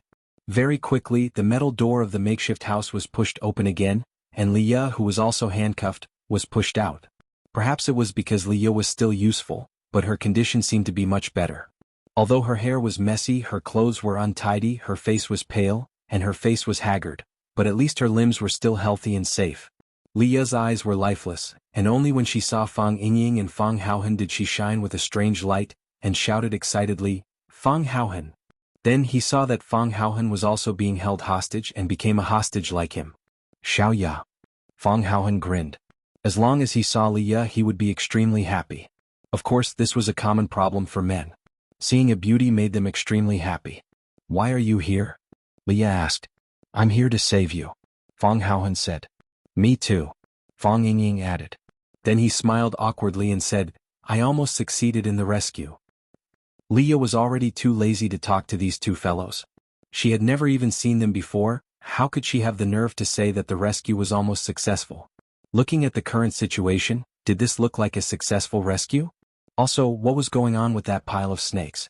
After experiencing this kidnapping incident, Leah was already used to many things. Even if she had to sit at the same table as a dinosaur tomorrow morning, she wouldn't be surprised. Jiang Junling looked at the Snake Lord and said with a smile, "Your sister is dead and died in front of you. Do you really want to avenge her now?" Jiang Junling threw the silver box in his hand onto the ground and stomped on it. Bang! Countless cracks appeared on the silver box and dark brown blood flowed out. Jiang Junling looked straight into the Snake Lord's murderous eyes and said, "Come on, kill me. You deserve to die." The Snake Lord gritted his teeth and shouted. His clenched fists made cracking sounds, and he looked at the general's token with eyes that were about to bleed. The Snake Lord once again put the strange instrument to his mouth and blew it, making a whooshing sound. This time, the tone was much more intense than before, and the poisonous snakes that were controlled by the music became even more restless. They hissed and slithered towards Jiang Junling's direction. Jiang Junling grabbed Lia's hair and used her body to block in front of him. Jiang Junling looked at the Snake Lord coldly and said, "Come, as long as you dare to let those poisonous snakes near, I will blow them into pieces." "Oh," Fang Haohan said anxiously. I'm willing, big brother, please don't hurt Xiaoya." Fang Yingying was also very anxious and said, "I'm willing. Liya is Du Qing's goddaughter, Du Qing is Junior Marshal Uncle's good friend, Junior Marshal Uncle hopes that we can save her, you must not act recklessly." Bailey Lu's mouth opened but he couldn't say anything. He had already misunderstood the Snake Lord once, and in the end the Snake Lord had poisoned his own sister to death in order to protect them. Now that the Snake Lord wanted to avenge his sister, could he stop him? However, if he didn't stop him, would he really let the Snake Lord control these poisonous snakes to attack Jiang Junling? And then watch helplessly as the general order blasted Li Ya into minced meat? If that was the case, how would he explain it to Fang Yan? How would Fang Yan explain it to Du Qing? Bailey Lu had heard from Fang Yan that Du Qing had voluntarily surrendered himself to the police for his goddaughter, but in order to protect Fang Yan and the others, he had gritted his teeth and refused to let go. He had suffered a lot in prison and even his life was in danger. "Come on." Jiang Junling roared at the Snake Lord. "Come on, come and kill me. Didn't you want to avenge your sister? Why don't you do it? Just like how you just poisoned your own sister. Come on, do it." Chapter 820. What? Have you forgotten how your sister died? Don't you hate me anymore? Is this the backbone of the Snake Monarch Snake Slave Clan? No wonder you can only be slaves because you can't even stand up. You can only be reptiles forever. The Snake Monarch's eyes burned fiercer, and the whimpers from his mouth became louder. The poisonous snakes lost their minds under the influence of the song of the frightening snake. They bared their fangs and hissed as they attacked Jiang Junling and the black-clothed men around him. Pa! Some of the black-clothed men fired at the approaching poisonous snakes, smashing the huge snake's head. Blood splattered everywhere, but this only enraged their companions even more. More poisonous snakes rushed over and more black-clothed men fired at the snake formation. Pa! Pa! Pa! The sound of gunfire was dense and incessant. Jiang Junling had a mocking smile on his face. "Why don't you let those poisonous snakes attack me? What? Are you going to let me go? But don't forget I was the one who forced your sister to die, or are you forced by their feelings and have already given up on the idea of revenge?" The Snake Monarch's forehead was dripping with sweat. The veins on his hand that was holding the instrument were bulging, and it was already trembling violently. The music he played was sometimes loud and sometimes soothing. The poisonous snakes sometimes advanced with bloodshot eyes, and sometimes looked around blankly, not knowing what to do. Everyone could see that Fang Wang was very hesitant at this moment. He wanted to kill Jiang Junling and he had to kill Jiang Junling, because that was the only way he could avenge his sister. But he couldn't kill Jiang Junling. Jiang Junling had Li Ya as a hostage and he knew better than anyone how important Li Ya was. She was Du Qing's adopted daughter. Although there was the word adopted in her name, Du Qing regarded her as his own. Du Qing and Fang Yan were brothers. Du Qing was the reason why Fang Yan was able to control Flower City. Most importantly, Du Qing went to jail for Li Ya, and in order to protect Fang Yan he refused to let go. He clenched his teeth and refused to drag Fang Yan into this mess. Just based on this, Fang Yan owed him a huge favor. Otherwise, would Fang Yan have the chance to run to Beijing to ask for reinforcements? He had been locked up with Du Qing a long time ago. He could hear the concern that Fang Yingying and Fang Haohan had for Li Ya. He also knew that Bai Lilu also did not want him to do anything that would endanger Li Ya's life at this time, but his sister was dead. His sister had been poisoned to death by him. Her body was still lying in front of him. Was he going to give up just like that? Was he going to pretend that nothing had happened? He could have taken his revenge. All he needed to do was play this musical instrument to chase those poisonous snakes away, and he would be able to do what he wanted to do. Why couldn't he do that? Li Ya is a human, your sister is also a human. Jiang Junling was still inciting the Snake Lord's mind. His voice had a seductive charm as he said, "Why is your sister's life inferior to Li Ya's? Why can't you take revenge for your dead sister? Are you very sad? Are you very desperate? Did you only realize at this time that Fang Yan and I are no different? I use force to use people, but Fang Yan uses feelings. He uses hypocritical affection to manipulate you. What's the difference? Why do you think that Fang Yan values affection more than me? Is it like this? Isn't it more difficult to use emotions to manipulate people's hearts?" Jiang Junling, the Snake Lord, shouted through gritted teeth. He stopped playing, put the musical instrument to his mouth and said fiercely, "I will let you suffer the pain of 10,000 snakes biting your heart." Jiang Junling shook his head and sighed. "Now that the opportunity is in front of you, you don't dare to do anything. What's the point of saying these threatening words? Aren't you just asking to be humiliated?" "Jiang Junling, don't go too far." Bai Lu knew that Fang Yan had made a decision. In the end, he still chose Fang Yan and chose to temporarily give up the hatred in his heart. For this man, taking a step forward represented bravery. But taking a step back represented wisdom. He chose wisdom and chose to look at the big picture. Bai Lu finally understood why Fang Yan valued him so much. Why Fang Yan made him trust him wholeheartedly. You understand what Fang Yan's actions represent. You know that temporarily giving up his hatred is smarter than driving the poisonous snakes to perish together with you. You underestimate him. He is not as idiotic as you think. Bai Lu bluntly exposed Jiang Junling's evil plan and said, "You don't have to sow dissension in the middle anymore. You want to compare yourself with Fang Yan? Do you deserve it? Fang Yan gave people the freedom of their bodies and also gave them an independent personality. He treats everyone as a friend and thinks of others wholeheartedly. Putting ourselves in his shoes as Fang Yan's friends, can't we feel his sincerity? Why did I come all the way here to risk my life for him? Isn't it because I regard him as a friend?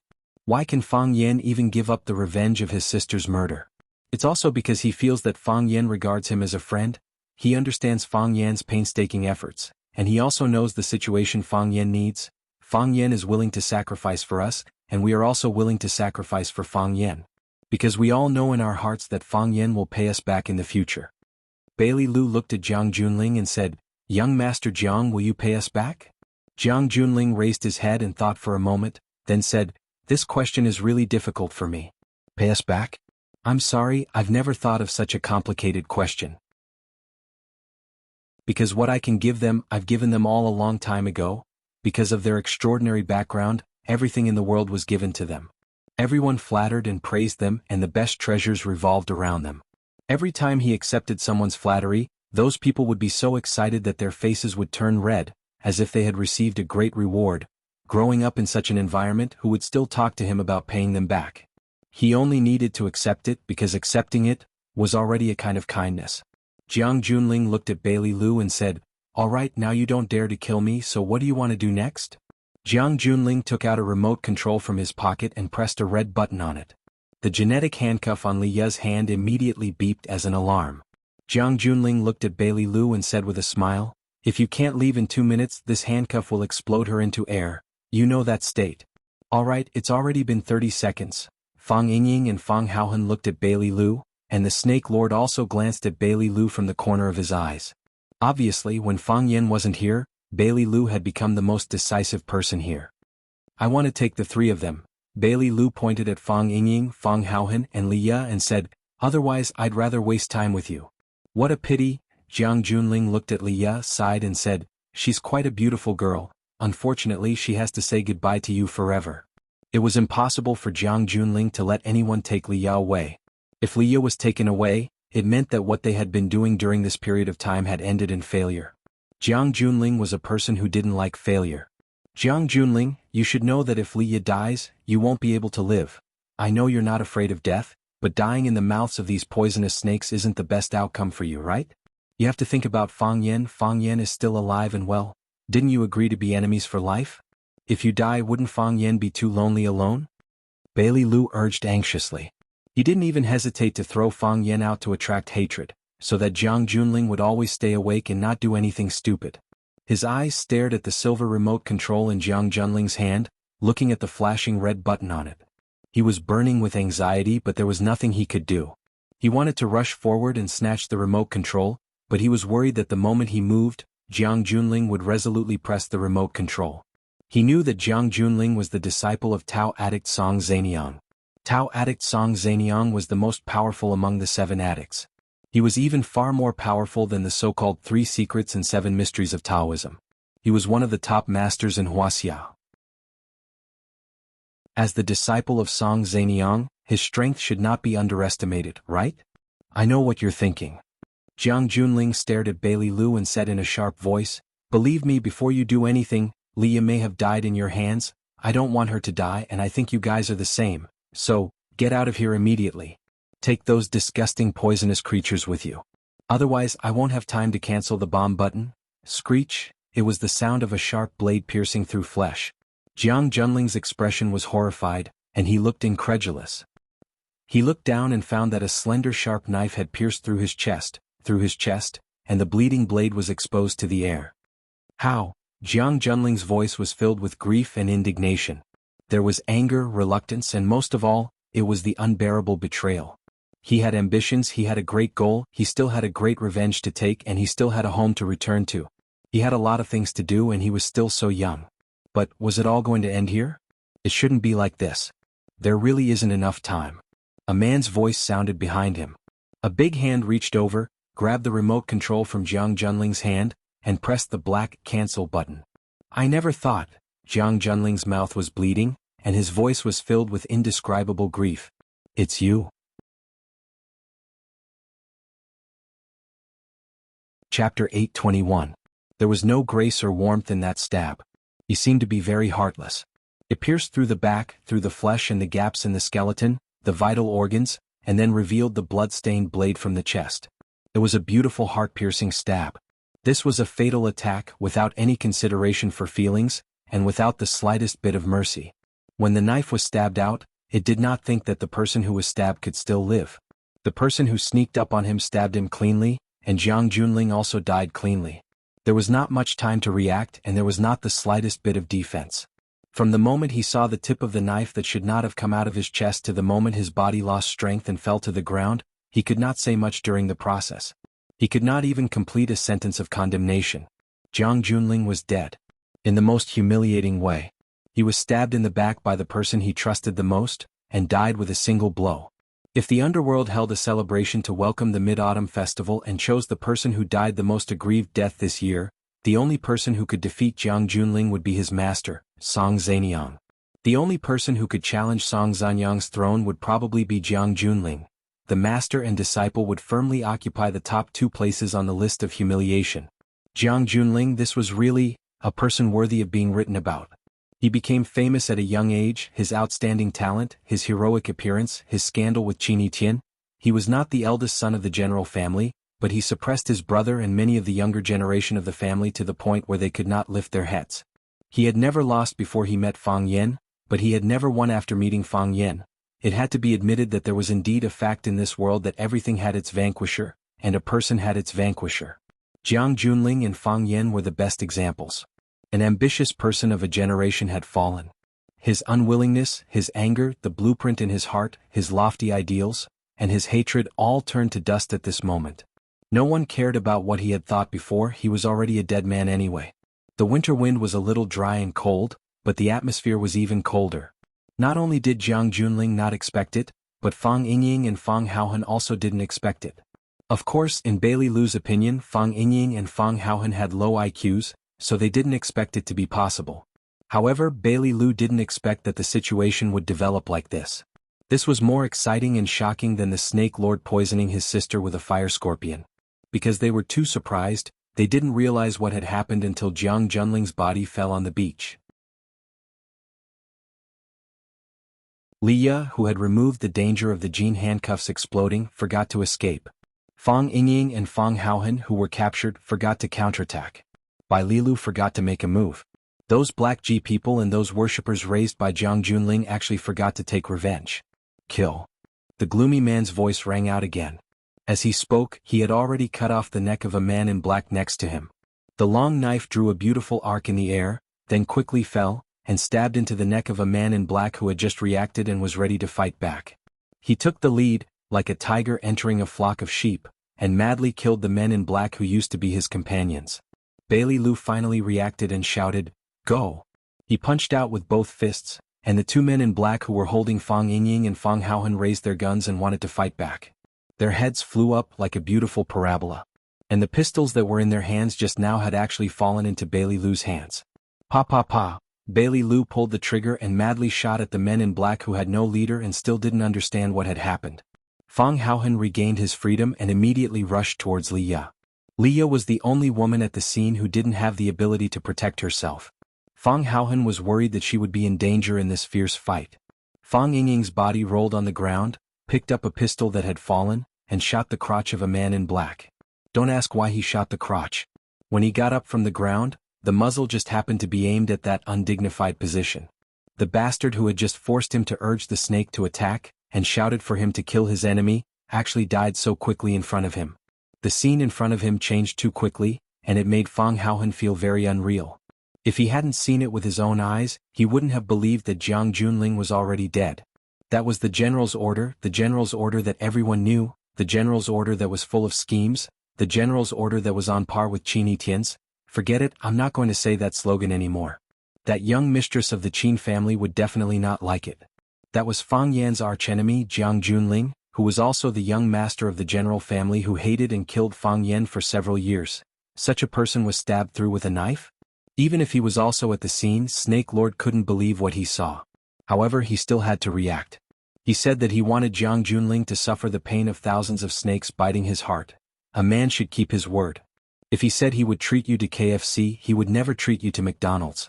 Therefore, Snake Lord blew the fighting snake song, urging the densely packed snake formation to crawl toward the General Ling's body, which gave people goosebumps all over their bodies. Hiss, hiss, hiss, the scene was too horrible to look at.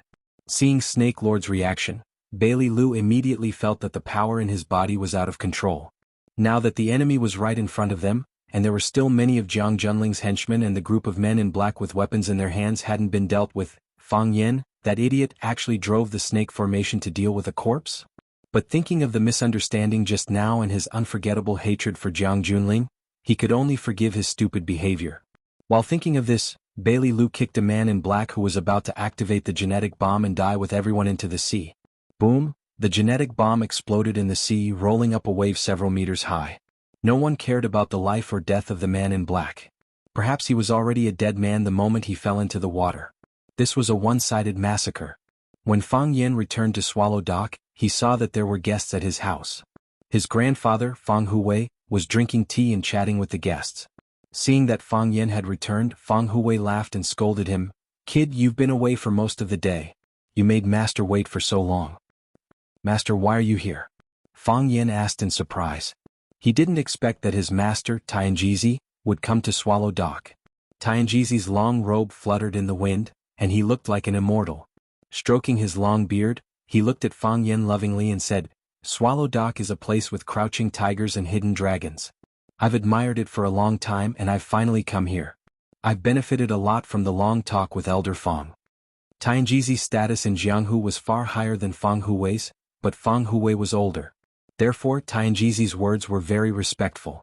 Moreover, although Fang Huwei's legs were disabled, his mind was active and his wisdom was as vast as the sea. Even a Taoist expert like Tianjizi might not be able to win any verbal advantage in front of him. Tianjizi said that he benefited a lot, mainly because Fang Huwei's way of thinking had affected his thinking. "You flatter me, Taoist. I'm old and muddle-headed. Please forgive me if I said something wrong." Fang Huwei laughed and looked at Fang Yan, saying, "You master and disciple have a chat. I'll go to the backyard to accompany my bird." "Elder Fang, please wait." Tianjizi stopped him. Fang Huwei was about to leave in his wheelchair when he heard Tianjizi's words. He turned around and asked, What can I do for you, Elder Fong? Elder Fong, do you have a leg problem? Tianjizi stared at Fang Hui's legs on the wheelchair and asked. I've been disabled for many years, Fang Hui said quite frankly. He had long accepted this fate. May I ask what caused it? Tianjizi continued to ask. Fang Yan's eyes lit up and he hurriedly answered, Grandpa was a hero in Jianghu. He was the first to put forward the idea of hard fighting in Tai Chi, and he was also the one who carried forward hard Tai Chi later. He was injured in a martial arts competition and couldn't stand up anymore. Master, can you save my grandpa? Fang Hui's expression changed slightly, and then he asked with a look of surprise, Is this true? Tianjizi smiled without answering and said, Can I have a look? As you wish. Fang Hui said with a laugh. It's already rotten wood and withered branches. It's useless to keep it and inelegant to discard it. Fang Yan hurriedly went forward and rolled up his grandpa's trouser leg. Tianjizi squatted down and put 2 fingers on the inside of Fang Hui's leg. After a long time, Tianjizi said in a deep voice, His vital energy has been cut off. The hope on Fang Hui's face turned into disappointment, and then returned to normal in an instant. He said with a smile, Thank you, Elder Taoist. I've been paralyzed for many years and I don't have any expectations. When I was paralyzed, I always fantasized that I could stand up. I went everywhere to ask for medicine, hoping for a miracle. But later I was disappointed too many times and my heart became cold. Sometimes people have to accept their fate. Fang Yan didn't give up. He looked at Tianjizi and asked, Master, can you save him? It's not impossible. Tianjizi said with a smile. Let me have a try.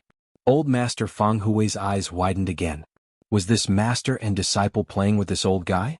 Just now he had already said that his vital energy had been severed, which sent chills down everyone's spines. Not only that, he even said that it was fine and that he wouldn't mind. As a martial arts madman who viewed martial arts as his life, how could he not care about such a thing? He had already accepted his fate, so why did he say that it was not impossible? If it weren't for the fact that the fall guy was his grandson, he would have suspected that the old Taoist was here to cheat him of money. Was there any lack of such things in the news? Those fake monks and Taoist priests specifically targeted old people like him. Chapter 822. Don't be full when you eat and don't be full when you speak.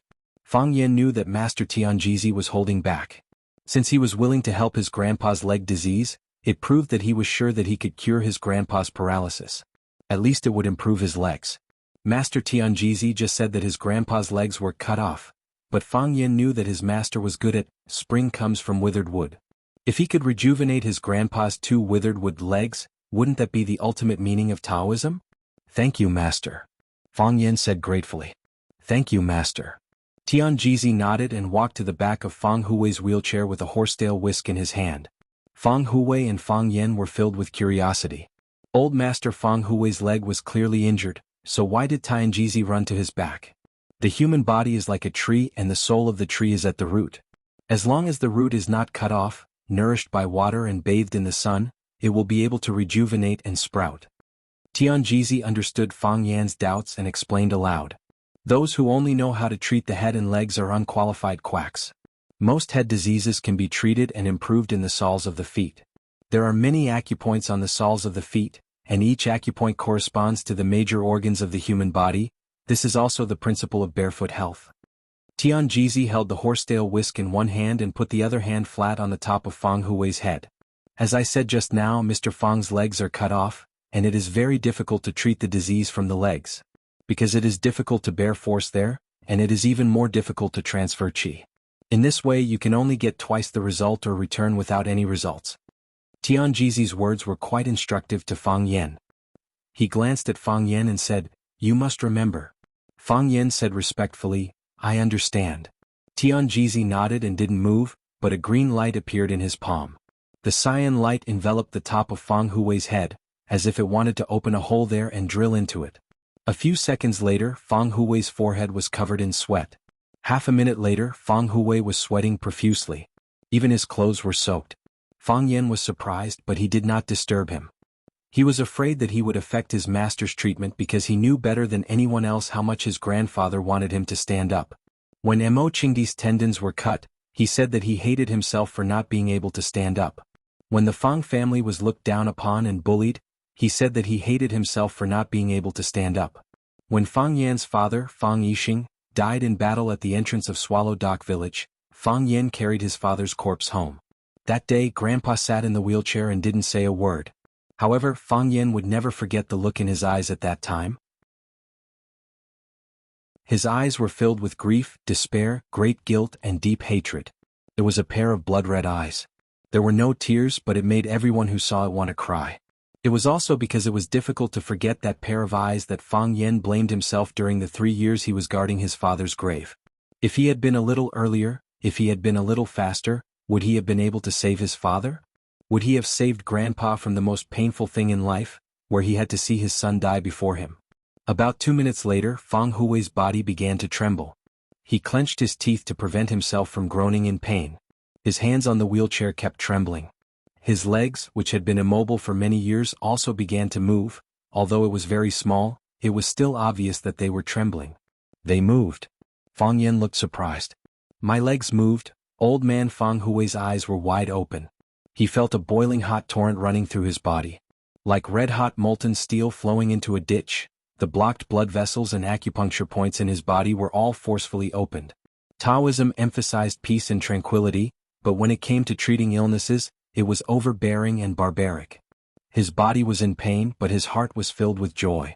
Hearing Fang Yan's voice, he wanted to grin, but because his body was in too much pain, his smile was a little distorted, and it was more like a distorted cry. They moved, Fang Hui said aloud, his voice becoming hoarse. I felt them move, this pair of old companions. We haven't been in contact for many years. When old Master Fang Hui's hair stood on end, some of them looking like they were about to be scorched, Tianjizi finally retracted his palm. He exhaled, then looked at Fang Yan and said, Elder Fang's body is weak and it's difficult for him to bear too much aura of the Azure Bull at one time. If you force yourself to hold on, you will only faint. Let's call it a day. Elder Fang, have a good rest. Don't take a bath, just find a clean towel to wipe your body. Fang Hui knew that what Tianjizi said was the truth. Although he desperately endured for the sake of his dignity and treatment, if he persisted, his physical strength would be exhausted, and he might not be able to escape the consequence of fainting. It was good to have a temporary rest. However, he was still a little unwilling in his heart. If his legs could be cured in one go, he would be willing to accept fainting. Taoist master, my legs? Fang Hui let Fang Yan wipe the sweat off his face with a towel, then looked at Tianjizi anxiously and asked. I felt them move just now. I'm not afraid of you laughing at me, but for so many years I couldn't feel their existence. They were like 2 pieces of wood on top of my body. Just now, I connected with them. I felt a burning sensation. Tianjizi looked at Fang Hui with a face full of smiles and said, Elder Fang, I just helped you clear the meridians in your body. Because it was the first time I did this, the effect was the best. The second and third times will be slightly weaker. However, as long as you persevere, Elder Fang's leg disease will definitely be completely healed. I can't thank you enough. Fang Hui sat in his wheelchair and bowed to Tianjizi. Tianjizi stepped aside and said, Fang Yan and I are master and disciple. Elder Fang's actions have messed up the seniority. Elder Fang, please rest, I'll have a few more words with Fang Yan. Go ahead. Fang Hui said with a smile. Fang Yan, take good care of your master for me. Grandpa, don't worry. Fang Yan said with a smile. Fang Hui said goodbye to Tianjizi, then had his manservant, Fang Fuxing, push him to his room in the backyard to tidy up. Fang Yan asked Tianjizi to sit down, then poured him a cup of hot tea, then suddenly knelt in front of Tianjizi and kowtowed 3 times. Tianjizi didn't stop him but looked at Fang Yan and said, when we confirmed our master-disciple relationship, you didn't kneel to me. Why are you kneeling now? Thank you, master, for giving me a new lease of life. Fang Yan said with a serious face. Give you a new lease of life? Tianjizi shook his head and said, it's just to treat my leg disease. Master, you should be able to see that Grandpa's physical condition is very bad. Grandpa has loved martial arts all his life, but ever since his legs were paralyzed he felt that life was meaningless. But in order to support the Fang family, he has been working hard to support it. Ever since my father died tragically at the village entrance 3 years ago, his body has suddenly deteriorated, and most of the spirit that supported him has been lost. Especially in the past 6 months he has been half asleep and half awake every day and his body has become so weak. I'm away from home and every night I wake up from nightmares dreaming that Grandpa is sitting in a wheelchair waving at me, waving goodbye to me. If Master can cure Grandpa's leg, if he can stand up again, if he can practice martial arts again, I think his spirit will return, and his life will continue. Our Fang family can no longer have anyone leave, not a single one. Fang Yan's voice was deep and sincere. As he spoke, his eyes were red, seeming to be very worried about his grandfather's body. Pity your filial piety. The divine Jizi looked at Fang Yan with a gratified expression and said, as I said earlier, it's not that your grandfather's leg can't be cured, as long as he uses the Azure Ox Chi to help him unblock and repair it, he can still stand up again. It's just that I can't stay in Swallow Dock for a long time, and this is a big problem. Fang Yan crawled up from the ground and looked at the divine Jizi. I know Master has already thought of a way. That's right. There is indeed a way to solve this problem, the divine Jizi said with a smile. Come back with me and learn my Azure Ox Chi transfer technique, and my spring returns to withered wood. When you return, massage your grandfather every day and your grandfather's leg will naturally be cured. Since ancient times, medicine and Taoism have been inseparable. At that time you can also use this technique to help your mother's body. Her chi and blood are also weak, probably because of the worries in her heart that can't be resolved. Fang Yan frowned and said, of course I'm willing to follow Master to learn, but I'm currently trapped in a cage and there are many things that I have to deal with. It has to do with the Jiang family's coercion? Master also knows about this. There are millions of disciples in the Gate of Tao. It's very easy for me to find out a few things, the divine Jizi said with a prideful expression.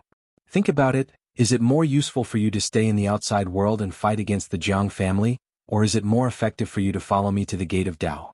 If the Jiang family knows that you're following me to the Gate of Tao, some of them will definitely be more cautious, and some things will naturally be done more discreetly. Furthermore, once you join my Gate of Tao, the millions of disciples will be your staunch support. At that time, who would dare to bully you?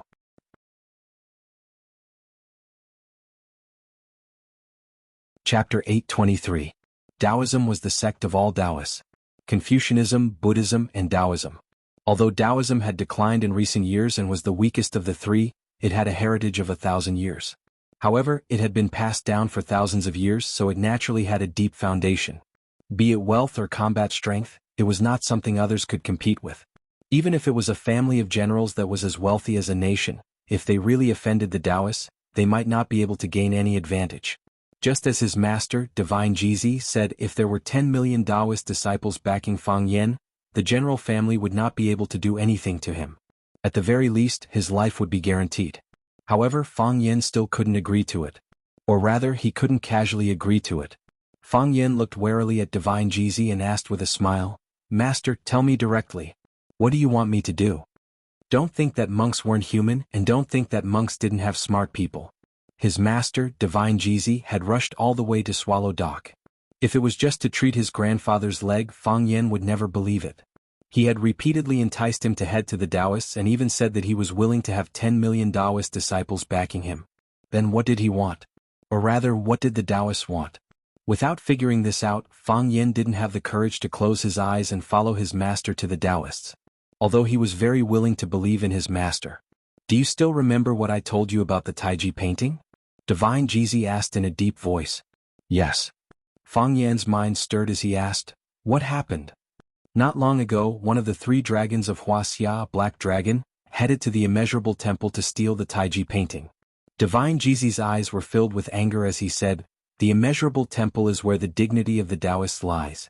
How can we tolerate such impudence? To forcefully plunder it, isn't this bullying us Taoists? And then? Fang Yan asked anxiously. The most mysterious of the 3 dragons of Wuxia, Black Dragon, had appeared. Furthermore, he had appeared for the Taiji painting. Black Dragon had been famous for a long time and was already a heavenly Tao realm expert. Why did he need the Taiji painting? What secrets were hidden in the Tai Chi diagram?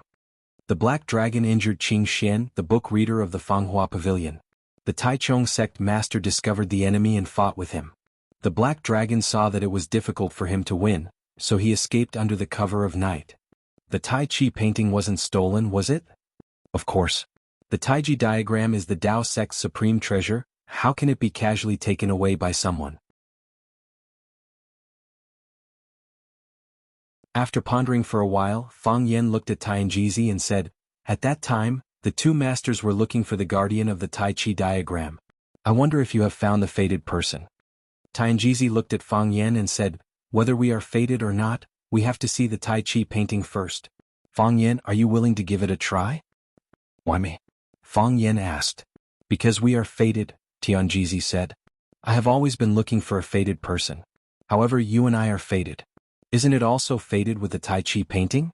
When Tyrant and I first saw you, we had already included you in our list of candidates. However, at that time, you were too vicious and frivolous. It was difficult for you to bear the heavy responsibility." "Master, in fact, I am quite frivolous now," Fang Yan said hurriedly. Tianjizi looked at Fang Yan with a burning gaze and asked, "Until today, you are still unwilling to bear this responsibility?" "Master, I am too tired." Fang Yan looked at his master Tianjizi sincerely and said, "I want to protect this family, and I am already exhausted. How would they be able to protect this country and its people? I am afraid of suffering and tiredness. I just want to rest, let me take a breather." There was a faint smile on Fang Yan's face, as if a gust of wind could blow it away without a trace. "I am a lazy person. If possible, I just want to find a school and be a leisurely teacher who stands aloof from worldly affairs. But I have been forced to this step. Every step is filled with danger, and every step is filled with danger. Master, I am afraid. I am afraid that if I die, our Fang family will be finished. My grandpa is old and weak, my mother is sick because of long-term worry, and I haven't even married a wife. If I die, our Fang family will be ruined. I am not a bad person and I am not a coward. When the country needs me, I am willing to stand up and fight for it. Like the countless heroes and sages of our Swallow Dock, I am willing to fight for the prosperity of the country and the destiny of the people. But I don't want to take the initiative to meet them. I don't want to carry those responsibilities on my shoulders all the time. I don't want to suppress myself to the point that I can't breathe. I don't want to think that I'm the guardian of the Taiji painting every time I wake up from my sleep. Is there anything that I didn't do well or do well? Master, my biggest dream is to take good care of my grandpa's health, to make my mother happy, to marry a wife and have several children, and then to live happily with my family. Oh, by the way, Master, I'm going to get married. Yuro, she's a very good girl." Tianjizi pondered for a long time, then looked at Fang Yan and asked, "If I give you the Tai Chi diagram, do you want it?" "Yes," Fang Yan answered without hesitation. "Whoever didn't want it was an idiot, but just because I took the Tai Chi diagram, you can't treat me as the guardian of the nation." Someone in the east invaded the border looking for Fang Yan. Someone killed someone in the west looking for Fang Yan. A cow disappeared in the south looking for Fang Yan.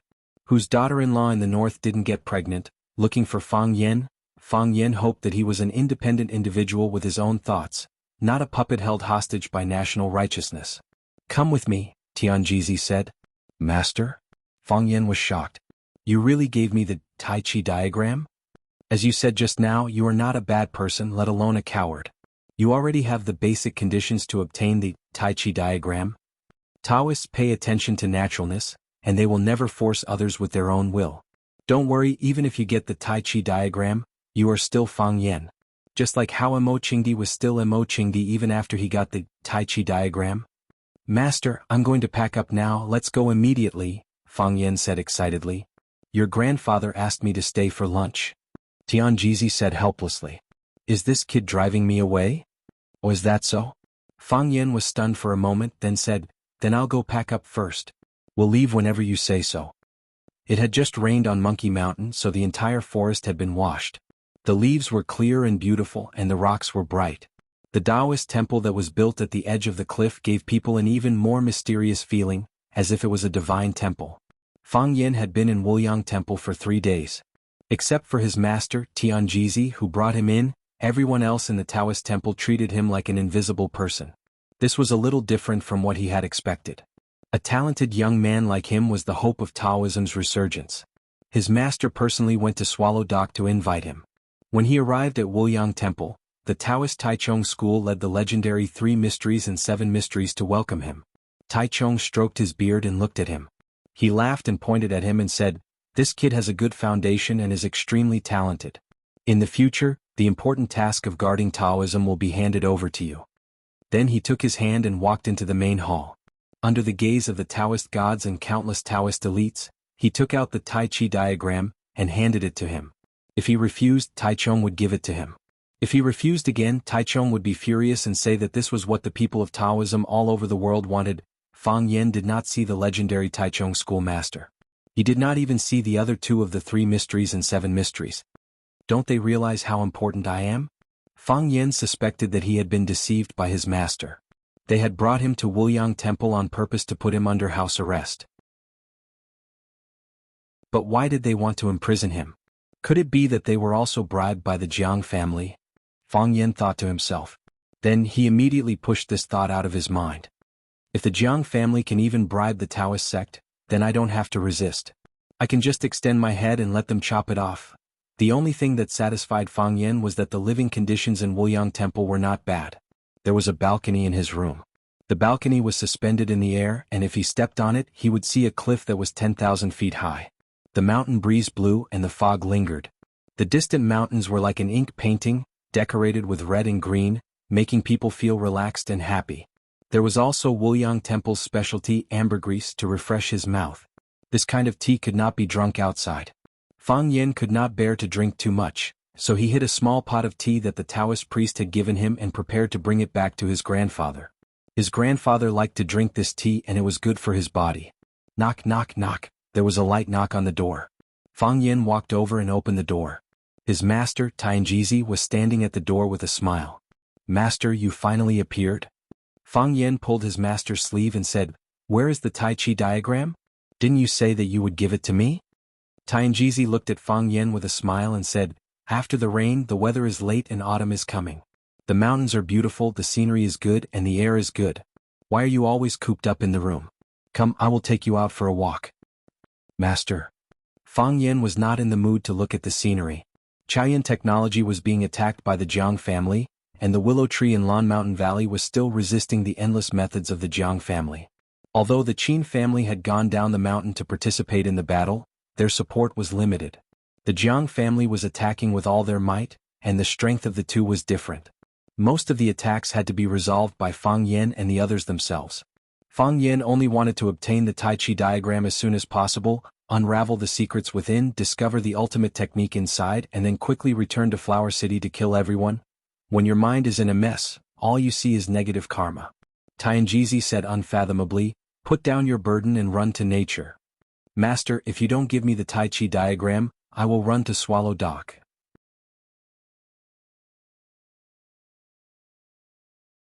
Chapter 824. You have no understanding. Tianjizi looked at Fang Yan with disappointment. He was very disappointed with his disciple. I have said it so bluntly, but you don't understand anything. Master, with all due respect, you are not straightforward at all. What do you want to say? Are you going to give me the Tai Chi diagram or not? Didn't I tell you to go out to see the scenery and breathe the fresh air? I asked about the Tai Chi diagram, but you asked me to see the scenery. Master, don't play with me, okay? I'm stupid. It's not fun. Tianjizi felt that his breathing became heavy. He wanted to use his 12 palms of the celestial master to slap Fang Yan into meat paste. Inexplicably, how did he get such a disciple? If possible, Tianjizi really wanted to return it. If you don't go out to see the scenery, how can you find the scenery you want to see? Tianjizi forcibly suppressed the hostility in his heart with the lousy mind-clearing mantra and said while looking into Fang Yan's eyes. Worried that he still didn't understand, he blinked his eyes cutely. Master, tell me the truth. Are you going to give me the Tai Chi diagram or not? Why did you blink? Tianjizi took Fang Yan for a walk in the yard, muttering, The beauty of heaven and earth is in the mountains, in the water, in the air, in the breeze, in the moon, in the river. In the spring sowing and autumn harvesting, in the frost, in the snow, in the flowers and plants in the yard, and in the big vat in the corner. It's not that there is no beauty in the world, but there is a lack of eyes to discover it.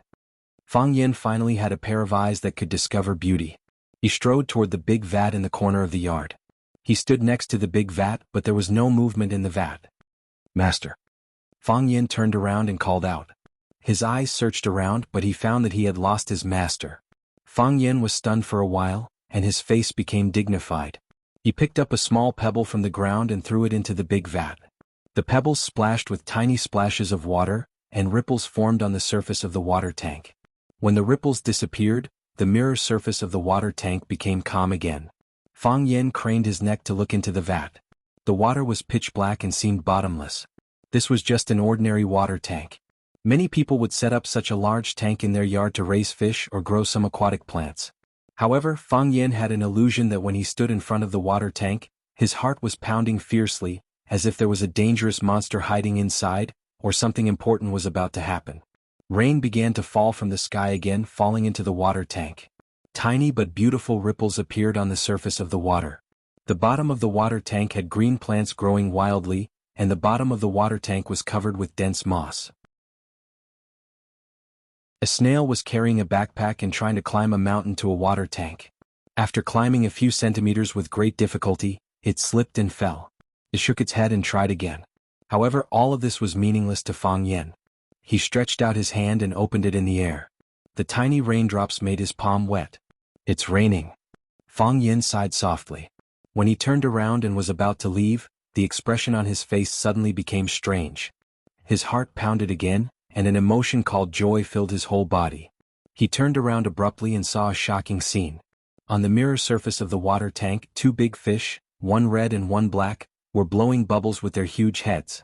Puff puff puff. One bubble after another came out of their mouths and floated on the surface of the water tank. Soon they exploded again. "You guys are so cute," Fang Yan said to them with a smile. Fang Yan looked at them affectionately as if he was looking at Yi Rou. The two big fish, one red and one black, blinked their small eyes and looked at Fang Yan. Then they blew a long string of bubbles at him. Puff puff puff. Fang Yan laughed loudly. Crack. The begonia cup made by Kai Mingfu, a porcelain master from the Qing dynasty, was smashed into pieces on the wall. General Xing's face was gloomy, his eyes cold, and there was an irrepressible ruthlessness in his voice.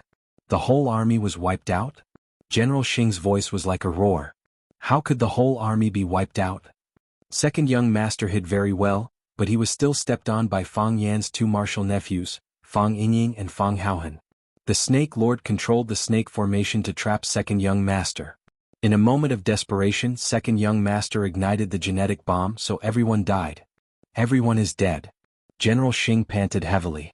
He took a cigar from the box in front of him. After carefully trimming it, he lit it and took a deep puff.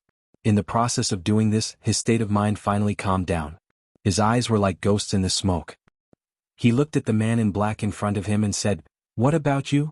Why are you still alive?" "Because the heavens want me to live," the black-clothed man said in a heavy voice. "Fang Yan is not dead, so I have to live well." "You don't help?" "I've tried, but I failed." The black-clothed man calmly faced General Xing's scrutiny and doubt. He said, "Perhaps I can't turn defeat into victory, but if I want to leave, they can't keep me." Even though he was just a dog of the general family, the black-clothed man had an arrogance that would not allow others to look down on or insult him. General Xing also knew that he was very confident when he said these words. General Xing knew that his probing was too obvious. He took a cigar from the box and threw it over. The black-clothed man caught the cigar and then returned it. He said, "I don't smoke. You're living a boring life." General Xing laughed and teased. "I'm not suspecting you of anything. It's just that this matter is too strange, and this news really does make one's heart feel bad. No matter what, he is my younger brother. Tell me, how should I go back and talk to the old man about this? He always had high hopes for him, but now this hope has been cut off by someone. He must not be in a good mood, right?" The black-clothed man did not answer. He knew that General Xing had no intention of letting him answer this question. General Xing looked at the black-clothed man in front of him and said, "You should know that you and I are grasshoppers on the same boat. In this world, besides the general family, no one can protect you." "I understand," the black-clothed man said. "You are a smart person." General Xing nodded his head with incomparable appreciation. He said, "I'm very happy that you were able to send this news to me. Then, from today onwards, we are friends, right?" The black-clothed man was silent for a while. He said, "I don't have the qualifications to be friends with you." "Ah." General Xing laughed loudly. He pointed at the black-clothed man and said, "How could that be? You're a bastard and so am I.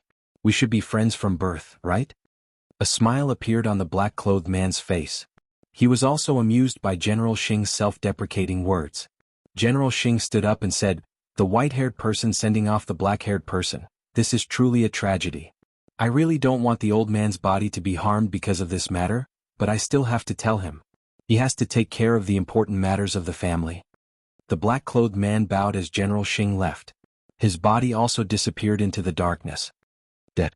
The old man, who was tending to the precious camellia in the courtyard, stopped moving. His body stiffened as if he had been magically frozen.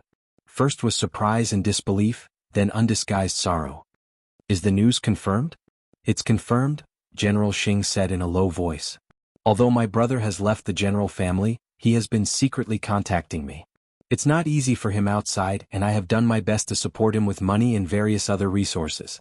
After receiving the news, I tried to contact him again, but I still haven't received a response. His assistant has also disappeared. It seems that he's also dead. If he's alive, I want to see him. If he's dead, I want to see his corpse. The old man used a great deal of effort to straighten his back. He took off the cotton gloves on his hands and rubbed his calloused hands together. He said, "No matter what, you have to bring him back to me." "I will," General Xing said with a serious expression.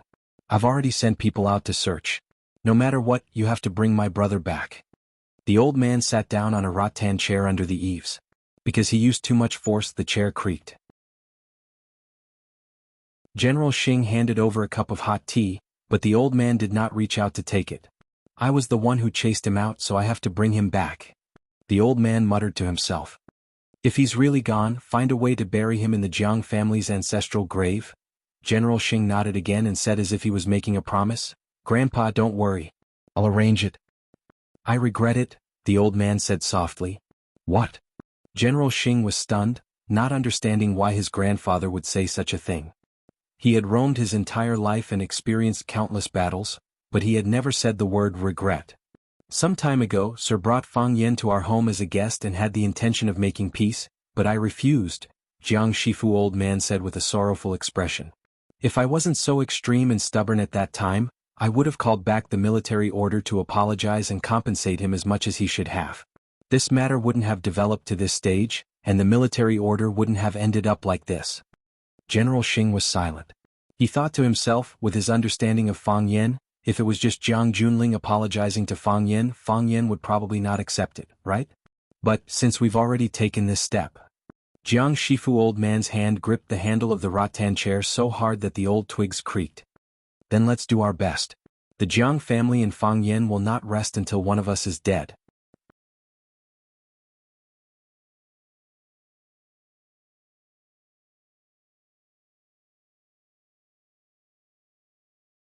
Chapter 825. There was no bright moon and not a single star.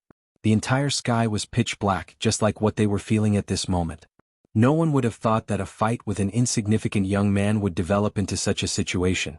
It wasn't as if the Jiang family hadn't stepped on anyone before. There were many youths who were praised as brimming with talent, who still couldn't stand out. Their lives were mediocre and they spent their lives in sullenness and poverty. Because of their downfall, it naturally affected their descendants. Their entire family would have to pay the price for their foolishness and ignorance of the times. At that time they should have felt regret, right? But why had things developed in a direction they had never imagined after encountering Fang Yan? General Xing had never thought that the Jiang family would lose, much less that someone from the Jiang family would die. It should be the enemy of the Jiang family that had died. Grandfather Jiang Shifu's voice was very calm, but his words were filled with bone-deep hatred. General Xing knew that his grandfather had finally made his final decision. He would support him and Fang Yan unreservedly, until one side died in battle. Of course, General Xing knew that the one who would die in battle would definitely be Fang Yan, because even now General Xing still didn't believe that Fang Yan would be able to stop the Jiang family's aircraft carrier, which was moving at full speed. Of course he would be happy to see such an outcome. "I will do my best." General Xing looked at his grandfather and said, "I also have the confidence to avenge my younger brother. It's just that the Qin family has always been on the edge of the battlefield, which has brought us great trouble. For now, we still can't understand the Qin family's intentions. If we use too much force, I'm afraid the Qin family will get even more involved, and we will have to first face the pressure the Qin family will bring us. At that time, the Qin family will become our main opponent. If we use too little force and the Qin family doesn't feel the danger, then they will continue to fish in troubled waters, and take a vicious bite when we are unprepared. That is also extremely dangerous. Tomorrow, I'll go to the Qin family to find an old friend for tea," Grandfather Jiang Shifu said. Jiang Shifu said, "It's time for you and that girl to give the Qin family an explanation." "I'm sorry," General Xing said with a guilty expression. "I've caused trouble for grandfather." Jiang Shifu waved his hand and said, "Military order, I once had high hopes for him but he disappointed me later on. I don't want that to happen to you. General Xing's eyes flashed with the light of swords as he said, I will make Fang Yan pay the heaviest price for what he has done. Go. Jiang Shifu waved his hand and said, do your job well and take care of your health. General Xing stood up, bowed deeply to his grandfather, then turned around and walked out the door. After sending off the general, the tigress walked to the old man and said, Master, who do you think killed the military order? The old man asked. I don't know, the tigress said without hesitation.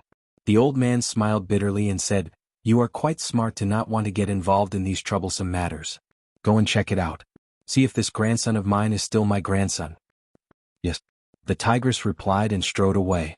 The old man sat in the courtyard and sighed heavily. He thought of Fang Huwei, the old man who also lost his son. When he found out that his son died at the entrance of the village, his mood should be the same as mine, as cold to the bone, right? Winter is coming. Jiang Shifu old man pulled the front of his clothes and sighed softly, Yanjing. Maple Leaf Club. Luo Mingan stood at the entrance of the club, personally greeting every guest. Tonight, Maple Leaf Club will host a charity dinner. The proceeds will be donated to a group of nuns to help them rebuild their temple. This event was personally arranged by the real boss of Maple Leaf Club, Qin Tian. One of the 3 Maple Leaves of Maple Leaf Club, Luo Mingan, was in charge of this event. Luo Mingan greeted the VIPs with a smile as he looked at the elevator. She knew that woman would arrive very soon. But what made Luo Mingan confused was, since when did the Yin family and the Qin family have a relationship? She never heard that the woman from the Yin family had any sort of relationship with the woman from the Yin family. However, such a thing had happened and she was the one who had to handle it personally. Just as she was thinking about this, the elevator door opened again. Phoenix, dressed in a cyan frock, came out holding an old nun, followed by several other nuns in cyan shirts and hats. Seeing in Xiao Xiao's dress, Luo Mingan was stunned for a moment. Because she didn't know how to greet the young lady of the Yin family. She couldn't just call her abbess or master, could she? Of course, she only hesitated for a second. Luo Mingan quickly walked towards Phoenix and said with a smile, Missin, you're finally here. The 120 invited guests are almost all here. Would you like to go on stage and say a few words? Phoenix came over with the help of the old nun. She looked at Luo Mingan gratefully and said, Mingan, you've worked hard. If it weren't for you, it might have taken a long time for my masters and I to return home. I won't go on stage to say anything. I'll recite the Diamond Sutra with my masters and sisters backstage for those generous and kind people. Thank you, Missin. I'll convey your great love to everyone. I think everyone will be enthusiastic and help the masters rebuild the temple and rebuild the Sutra Pavilion. When Luo Mingan said this, her eyes were also looking at Phoenix. She had seen Phoenix once before. At that time, the woman was still proud and willful, with a spirited face and memorable red hair. Now Phoenix's hair was long and wrapped in a cyan hat. Her cheeks were thin, her eyes were deep, her temperament was calm and she spoke gently. She seemed to be in a good state of mind. However, if the woman of the Yin family wanted to rebuild a temple, would she still need to use this kind of fundraising method? It was said that she and the nuns she brought back had lived outside for a long time and had never stepped into the Yin family. Even if the Yin family went to look for her, she would avoid them. She was hostile to her own family. Phoenix bowed to Luo Mingan and said, Thank you again, Mingan. Missin, please go backstage and rest. Luo Mingan made an inviting gesture. Seeing Phoenix's slim back as she left with the nuns, Luo Mingan sighed softly in his heart. Why bother? Qin Tian was very busy these days. In fact, she could have been less busy because she was used to handing over a lot of things to her assistants and secretaries. However, if she didn't let herself be busy, she would be in a bad mood. Therefore, she took back the things that had been handed over in the past. For some major cooperation projects, she would personally negotiate. For some dispensable meetings, she would also attend for a while. For some collaborators that she was annoyed with before, she was also willing to take a few minutes out of her busy schedule to meet them. Oh, she even went to the CEO's office to look at the afternoon tea menu. She changed the cheesecake into matcha cake, saying that the former was too fat and not suitable for weight loss. At the end of a full day when Qin Tian was ready to get off work and leave, the phone on the table rang. The assistant next to her picked up the phone and reported to Qin Tian saying, Miss, there is a Miss Yi at the front desk asking to see you. What? Qin Tian closed the magazine in her hand. After a moment of thought, she said, If her surname is Yi, then she must have said that she wanted to see me. not that she wanted to see me. Is that right?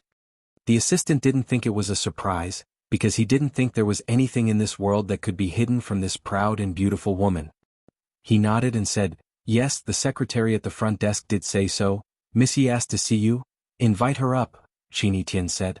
The assistant conveyed the order and hung up the phone. Qin Tian thought for a while, got up from the sofa and said, "I'd better go out to meet her. After all, she is a guest from afar."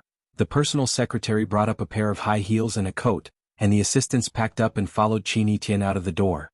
Ding! When the elevator arrived, Yi Ro appeared in the exclusive elevator for Qin Tian. Yi Ro looked at Qin Tian, who was standing at the door, to greet her, and her expression didn't change at all. It seemed that this kind of thing was also within her expectation. She looked at Qin Tian and explained, "I thought you should be here, so I came to meet you. I hope I didn't disturb you." Qin Tian nodded like a proud little swan and turned around and said, "Please come with me." After entering the office, she said to the secretaries and assistants around her, "You can all leave now. Don't come in without my order. Miss, do you want some tea? Or coffee?" The secretary asked with embarrassment. "No need," Qin Tian said. "Not now." Clang! The luxurious door of the office was slammed shut. Qin Tian looked at Yi Ro and said, "Are you here to make fun of me?" After a pause, she shook her head and said, "No. You are not that kind of shallow woman." She seriously looked at Yi Ro standing in front of her and said, "So, are you here to comfort me?"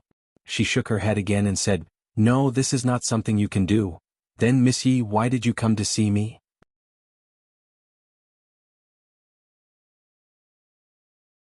Chapter 826. In ancient times there was a saying that a king couldn't meet another king. Now there was a saying that the first branch couldn't meet the mistress. When two or more women were together, the fierceness of the fight could be compared to a small-scale war.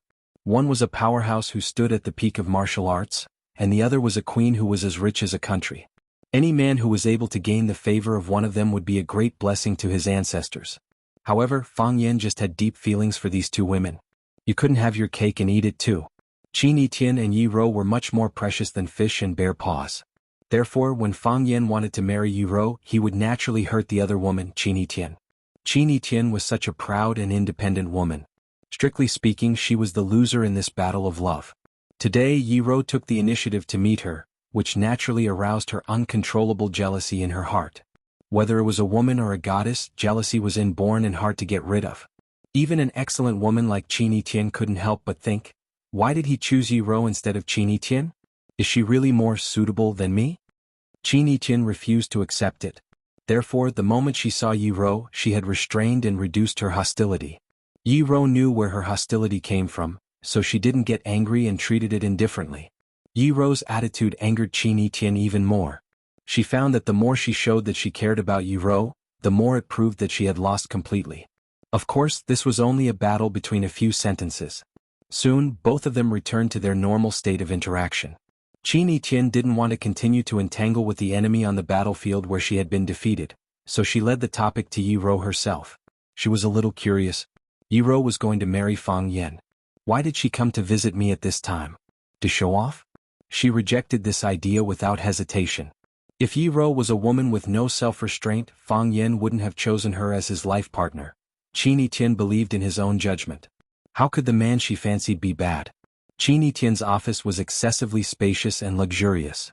There was an office area, a lounge area, a sports area, and even a music area.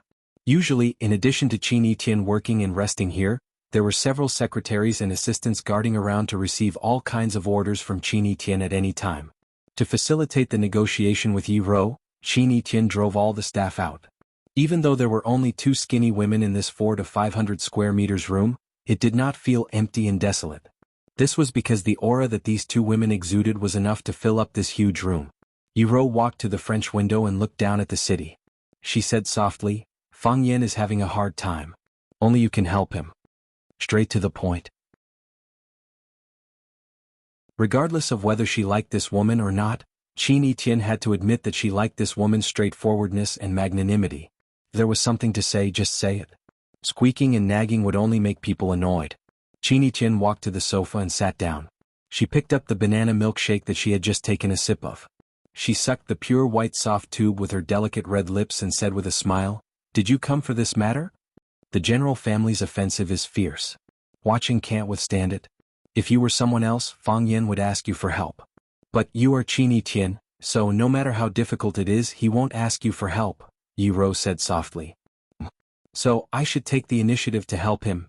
Qin Tian looked at Yi Rou thoughtfully and said with a smile, how do you know that I didn't help him? I know that you have been helping him. Yi Rou looked at Qin Tian calmly, making it clear that she was speaking from the bottom of her heart. I know that you have done many things behind his back. But this is far from enough. So what you mean is, I should drag the entire Qin family into a battle with the general family? What if the general family will suffer a crushing defeat in this battle? Qin Tian's eyes were like twinkling stars, instantly lighting up the entire room. He asked, what guarantee do you have? The Heavenly Tao Realm's heart of Heavenly Tao, Yi Rou said with certainty. After entering the Heavenly Tao Realm, one has to follow the heavens and follow one's heart. If one goes against this heart, at best, one's cultivation will no longer improve. At worst, one's realm will collapse and one will become a cripple. Qin Tian sighed softly and said, you should know my current situation in the Qin family. It's not up to me to make decisions in the Qin family. The influence I can bring is also extremely limited. If I could make decisions, would I need to wait for you to come to me today? The general family would have long been destroyed. I'm only telling you the outcome. As for how the Qin family will react, that will require you to convince them. Yi Rou turned around and looked into Qin Tian's beautiful eyes. The setting sun outside the window elongated her figure infinitely. Her shadow was cast on the sofa next to Qin Tian. Half of their bodies overlapped, and they looked like a pair of sisters who were very close to each other. I know you're very smart. Everyone knows you're very smart. I believe that there's nothing in this world that can stop you. As long as you're willing, you can do it. It's the same for me. Qin Tian bit his lips and snorted coldly. Are you trying to provoke me? Bring it on. Fang Yan didn't know that the two girls were at daggers drawn in Yen capital. All his thoughts and energy were focused on the large fish tank. Ever since his master, Tianjizi, directed his attention to that big fish tank, he had never left that fish tank. He didn't eat, drink, or move. He just stood next to the fish tank, watching every change in the fish tank. He watched the black and red fish bubble, watched them stir the water in the fish tank into whirlpools, watched the calm water, and watched the ripples when the raindrops fell into the tank. Fang Yan had been standing in front of the fish tank for 3 days. No one told Fang Yan if the fish tank was the legendary treasure Tai Chi diagram, but Fang Yan knew very well that it was the Tai Chi diagram he was looking for. What was Tai Chi? Zhuangzi said, above Tai Chi it's not high, below the 6 extremes it's not deep, born in ancient times it's not old. Tai Chi was big. Ji was the end, the extreme point. The fish tank wasn't big enough, and the water in the tank wasn't deep enough. It wasn't that one couldn't see the end of it. However, everything complemented each other and formed a harmonious whole. The fish benefited from the water and the fish. The fish were happy from the water and the tank. The water had a tank and the fish in the tank lived. The fish were alive and the water was flowing. With the living fish and water, the tank became lively. Some people only looked at the fish in the water, but no one ever looked at the tank. What was a tank? It was the foundation and also the core. It was the root and also the soul. It could be the round frame on the Tai Chi diagram, or it could be the inside of the black and white fish. It could be infinitely big or infinitely small. It changed with the number of fish and the depth of the water, but it also limited the number of fish and the depth of the water. It was the sea of energy of Fang Yan's Tai Chi heart, the crazily spinning core. No matter how the fish swam, no matter how the water was stirred, the core would not disperse and the fish would not die. 1 is 2, 2 is infinite. 1 is not a number, it is nothing. It is nothing. It is infinite to begin with, so why regenerate it? Countless kinds of information were gathering in Fang Yan's mind, and countless thoughts were colliding. Some of those thoughts were in pairs, some were in groups of 3 to 5, and some were promoting and nourishing each other. Most of the time they were in conflict with each other, killing each other to the death. The so-called Heavenly Tao realm was not a competition with others, but a competition with oneself. If one couldn't even convince oneself, how could one conquer the Heavenly Tao? When one's thoughts were clear, it was the day one could step through the door to the Heavenly Tao. Fang Yan saw a glimmer of hope, as though he could touch it just by reaching out his hand. But what he needed to do now was to first convince himself. At the courtyard's arched door, on the moss-covered stone steps, several Taoists stood silently. The leader of the group was a Taoist priest who looked extremely old. His old age was a kind of feeling. It was the kind of feeling that made people feel that he was old, that he should have experienced many hardships, and that he should be respected by everyone. However, one could not find any signs of old age on him. This was the return to simplicity that came when one's cultivation level reached its pinnacle. It could also be said to be the Taoist spring returns to a withered tree. Behind him were a few Taoists of different heights dressed in azure-colored robes.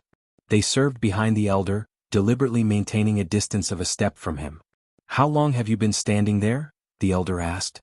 "Sect master, he has been standing there for 3 days," Divine Jizi said softly. "That means that he entered a meditative state on the second day he came to a measurable temple," Sect master Taichung said in astonishment. "I heard that he and the previous Taiji diagram guardian Mo Qingdi were fellow disciples? How long has Mo Qingdi been staying here?" 97 days, a fat Taoist with a horsetail whisk in hand said. "Mo Qingdi was brought here by me." "All right." Sect Master Taichung wore a faint smile as he asked, "Everyone, why don't you guess how many days this child can stay in immeasurable temple?" Mo Qingdi is extremely talented. He has stayed for 97 days, so Fang Yin will naturally stay for more than half a year. That's hard to say.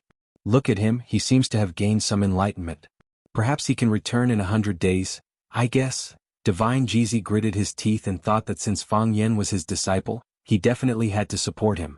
He said, 2 months is enough.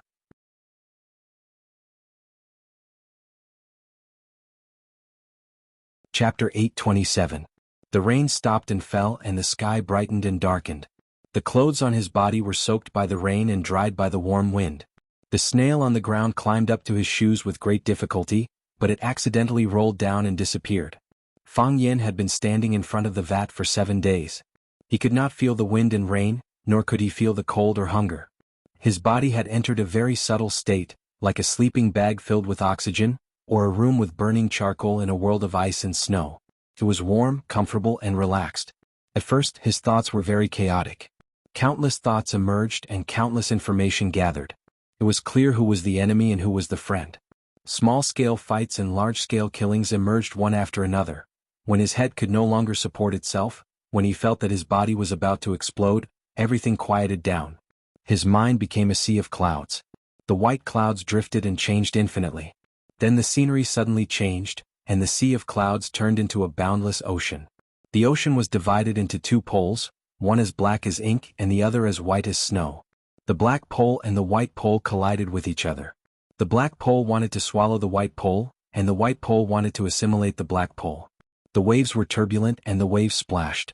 The 2 big fish were like helpless puppets, pushed to the white pole one moment, and then rolled to the black pole the next.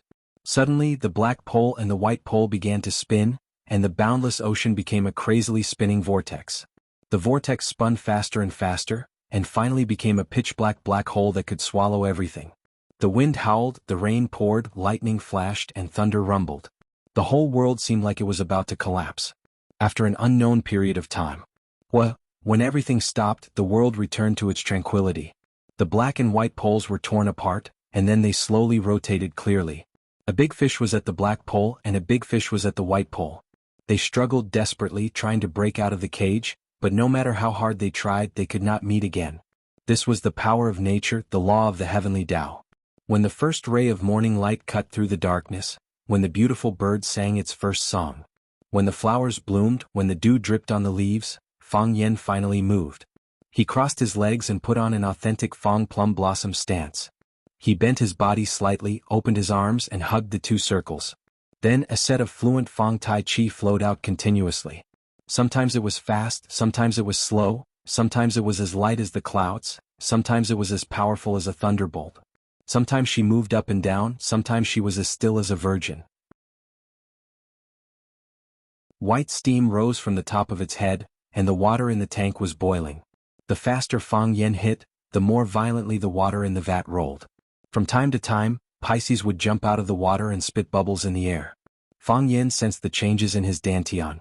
The heart of Taiji, which was silent like death at times and burning like fire at other times, once again reacted.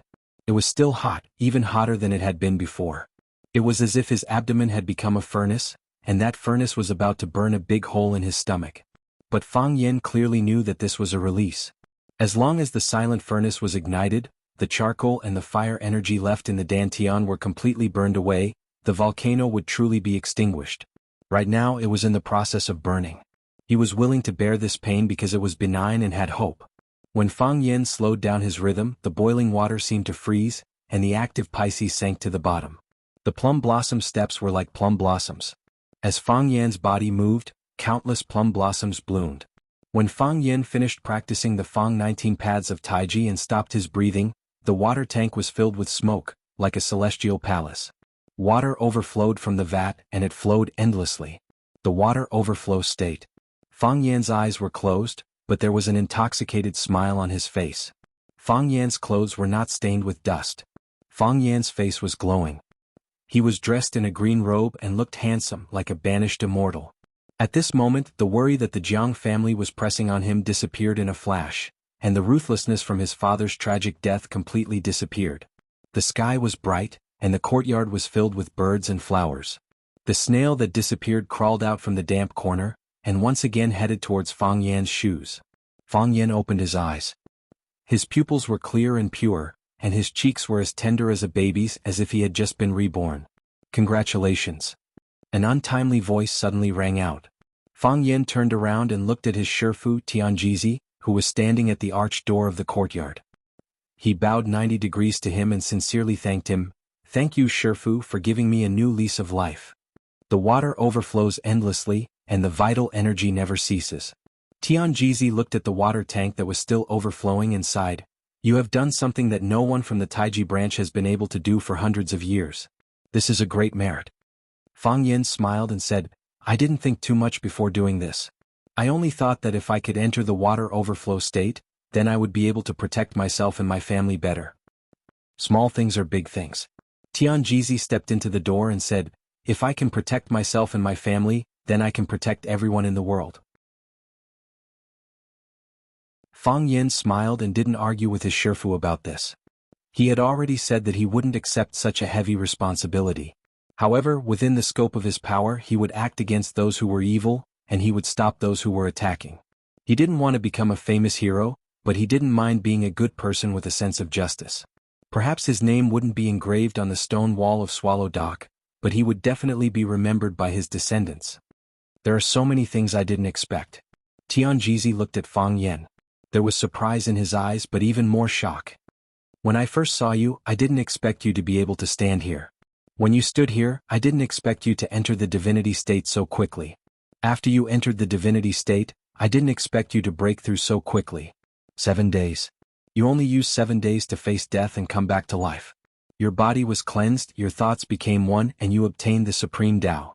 Fang Yan, you are the first person in history to do so. Seeing Fang Yan's puzzled expression, Tianjizi smiled and explained, 321 years ago, crazy Taoist priest Jing Xan used 111 days to break the ice. 239 years ago, swift sword scholar used 136 days to solve the puzzle. 167 years ago, Lady Hong Hua of the western region used 298 days to melt the ice. 31 years ago, Dragon God Mod used 97 days to comprehend the Tao. A few days ago, everyone was joking and guessing how long you would stay here. Some guessed half a year, some guessed 100 days. Because we are master and disciple, I always have more confidence in you. However, my answer is 2 months. Tianjizi's expression was somewhat self-deprecating. He said, I didn't expect you to not wake up after entering meditation. I visited every day and waited outside the arched door. It wasn't that I didn't have greater expectations, but I was worried that my expectations would be too high and I would be disappointed. What I didn't expect was that you still succeeded. Furthermore, you only used 7 days. Fang Yan once again bowed to his master, Tianjizi, and said gratefully, Thank you for your concern and protection, master. Without you, I wouldn't be where I am today. Tianjizi raised his horsetail whisk and said, Come with me. The sect master wants to see you.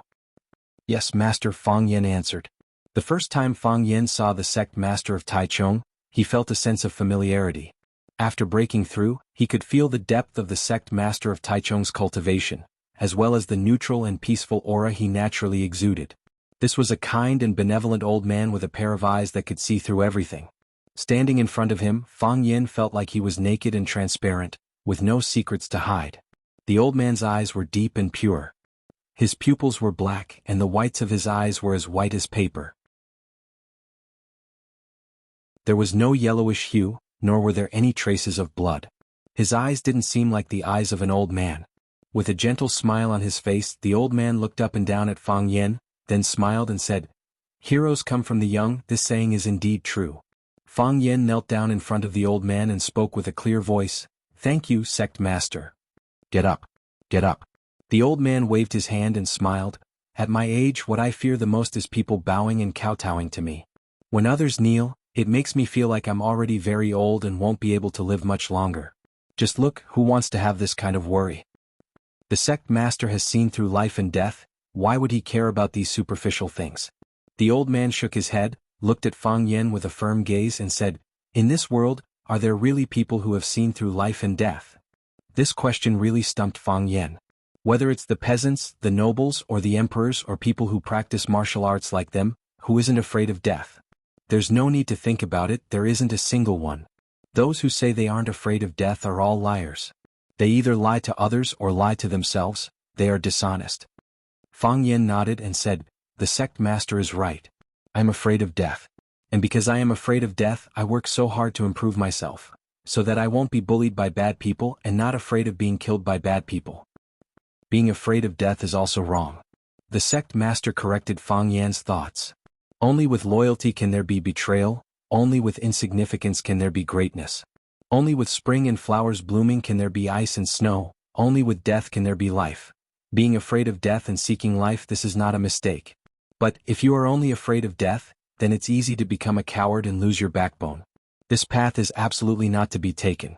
Fang Yan bowed in acknowledgement and said, "I have learned something." The sect master looked at Fang Yan and said, "You've already reached the water overflow state and become a rare expert in this world. What do you want to do next?" Fang Yan thought about it, then looked at the sect master with an extremely sincere gaze, and said with a powerful voice, "Go home and get a wife."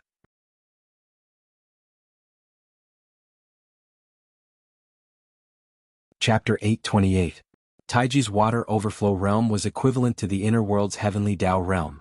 Those who could ascend to the heavenly Tao were the cream of the crop in this world. Martial artists were like the vast stars, but those who could ascend to the heavenly Tao realm were like the moon. From the stars surrounding the moon, it was obvious how rare the heavenly Tao realm was. There were very few people in the past few centuries who could ascend to the heavenly Tao at Fang Yan's age. It was inevitable for young people to be arrogant and indulgent. After gaining insights into the great Tao and learning divine powers, they naturally had to fight and roam the world. Years ago, after Mo Qingdi succeeded in ascending to the heavenly Tao realm, he had circled the world before returning. Sect Master Taichung believed that Fang Yan would do the same. After obtaining the highest law of Taiji, he would naturally go out to show his prowess and receive victory and glory. He never expected Fang Yan's answer to be, "Return home to marry a wife." Was this something a young man should say? Was this something an expert who had just gained insight into the water overflow realm should say? Did he still have any desire to improve? Did he even talk about the 8 honors and 8 shames? Sect Master Taichung was taken aback for a moment as he asked with uncertainty, "Did you just say, return home to marry a wife?" "Yes, return home to marry a wife." Fang Yan was a little embarrassed. After all, this was his first time marrying a wife. He grinned and said, "A few days ago my family arranged a wife for me. The wedding date has also been set. It's this year on the 8th of the 12th lunar month. Sect Master, if you aren't afraid of the hardships, you can come to our Swallow Dock for a wedding. Take it as an early invitation." Sect Master Taichung roared with laughter as he looked at Fang Yan and said, "All right, if it's convenient, I'll head to Swallow Dock for a wedding. I've already forgotten how many years it's been since I've had a drink. I really miss that taste, other than marriage." "Apart from marriage?" Fang Yan thought about it seriously and said, "It should be to treat Grandpa's illness. My grandpa's legs aren't good, and he hasn't been able to get out of his wheelchair for years. My master said that the Taoist old would meet spring, can cure him, allowing him to stand up again. Now that I've broken through to the water overflow realm, I plan on attempting to treat his legs. If I can let him stand up again, it will mean a lot to me. Your filial piety is extremely valuable," the headmaster said with a gratified expression. Fang Yan watched carefully. As Sect Master Taichung spoke, he flicked his sleeves across the teacup in front of him. The steaming hot tea instantly froze as if it had just been taken out of the freezer. Fang Yen widened his eyes and stared unblinkingly at the hierarch's wrist. Let's wait and see. The headmaster of Taichung said. Fang Yen saw a white light flashing in his palm, as if he was holding a lightning bolt in his palm. Sect leader Taichung's sleeves brushed past the bowl of iced tea. The ice instantly melted and the tea was still steaming. Sect master Taichung acted as though he hadn't done anything, but Fang Yen knew that he had done a lot. He had done things that many warriors could not do in their lifetime, including Fang Yen who had entered the water overflow realm. Do you understand now? Taichung sect master looked at Fang Yen and asked. Fang Yen nodded, then shook his head. Sect master Taichung smiled and said, Close your eyes. Fang Yen did as he was told.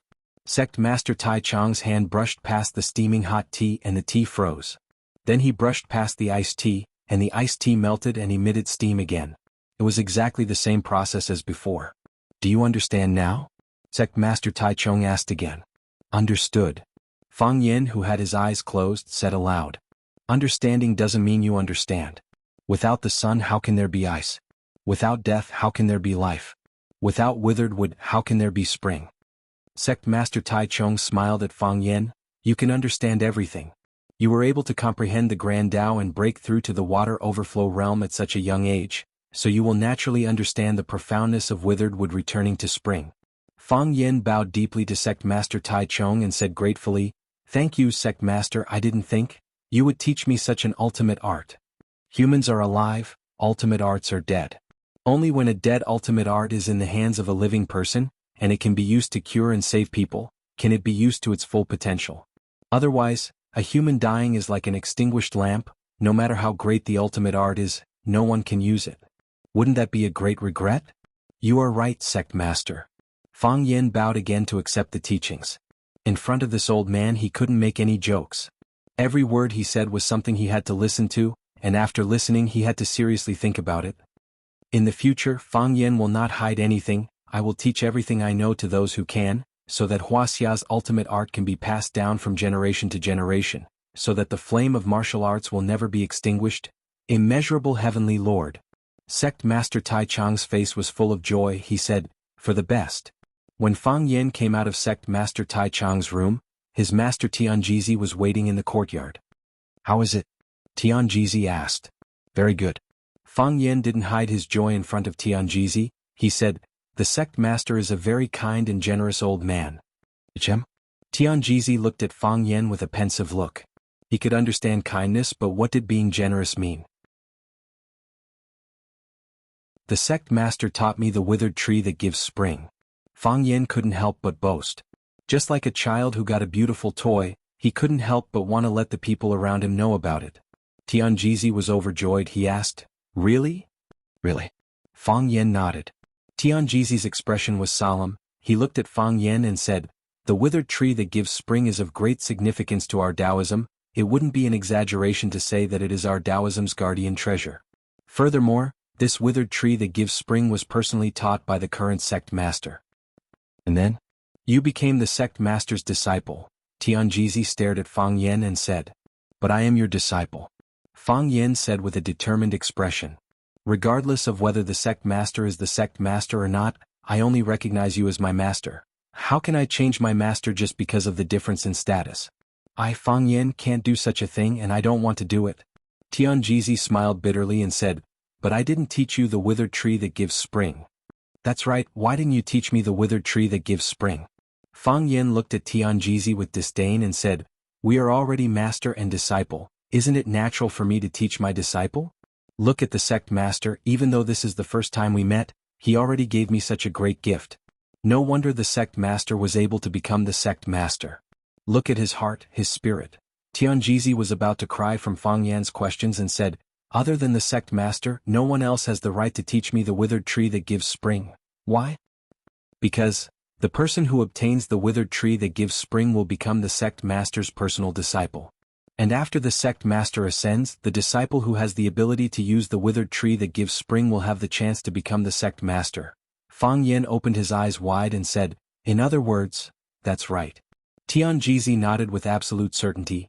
Even if the sect master hands the entire sect master to you, no one will think that it's something surprising. Fang Yen was stunned for a long time.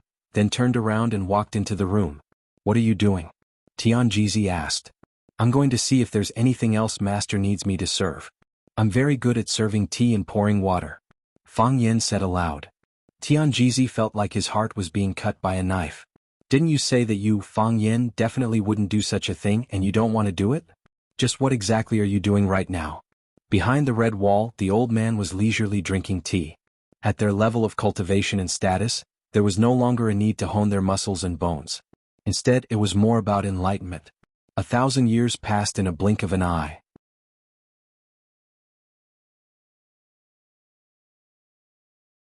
Sometimes, a single enlightenment could surpass countless predecessors. This was the power of the heavenly axiom. Gong Sun Chi's leg injury had completely healed, and he was practicing the sword-drawing technique under the watchful eyes of his master. The last mission had made him realize his own shortcomings. A great teacher produces a great disciple. He had a master like the Dragon God, and he himself was talented and intelligent, so he would definitely be the #1 expert of the younger generation. But what made him ashamed was that in that dense forest, his partner Fang Yan's performance was far better than his. Whether it was his ability to adapt on the spot, his ability to fight on the battlefield, or his perseverance and fearlessness of death, they were all beyond his reach.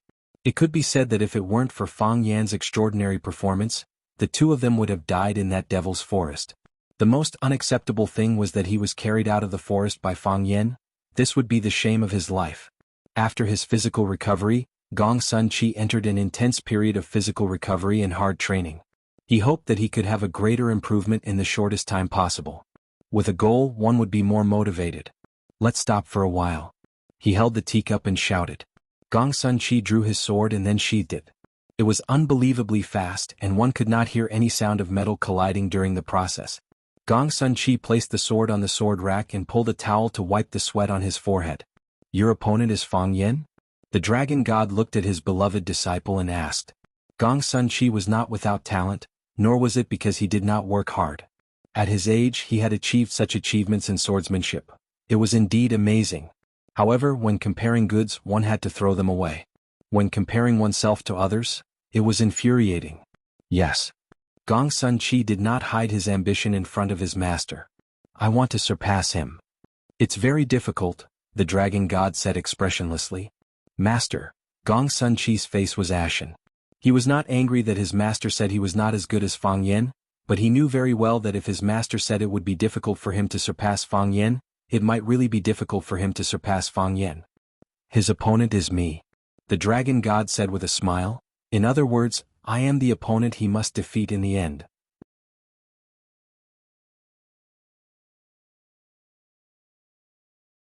Chapter 829. Although Gong Sun Chi acknowledged Fang Yan's ability and felt that he was not just slightly better than him, he still found it hard to accept comparing Fang Yan to his most respected master, the Divine Dragon.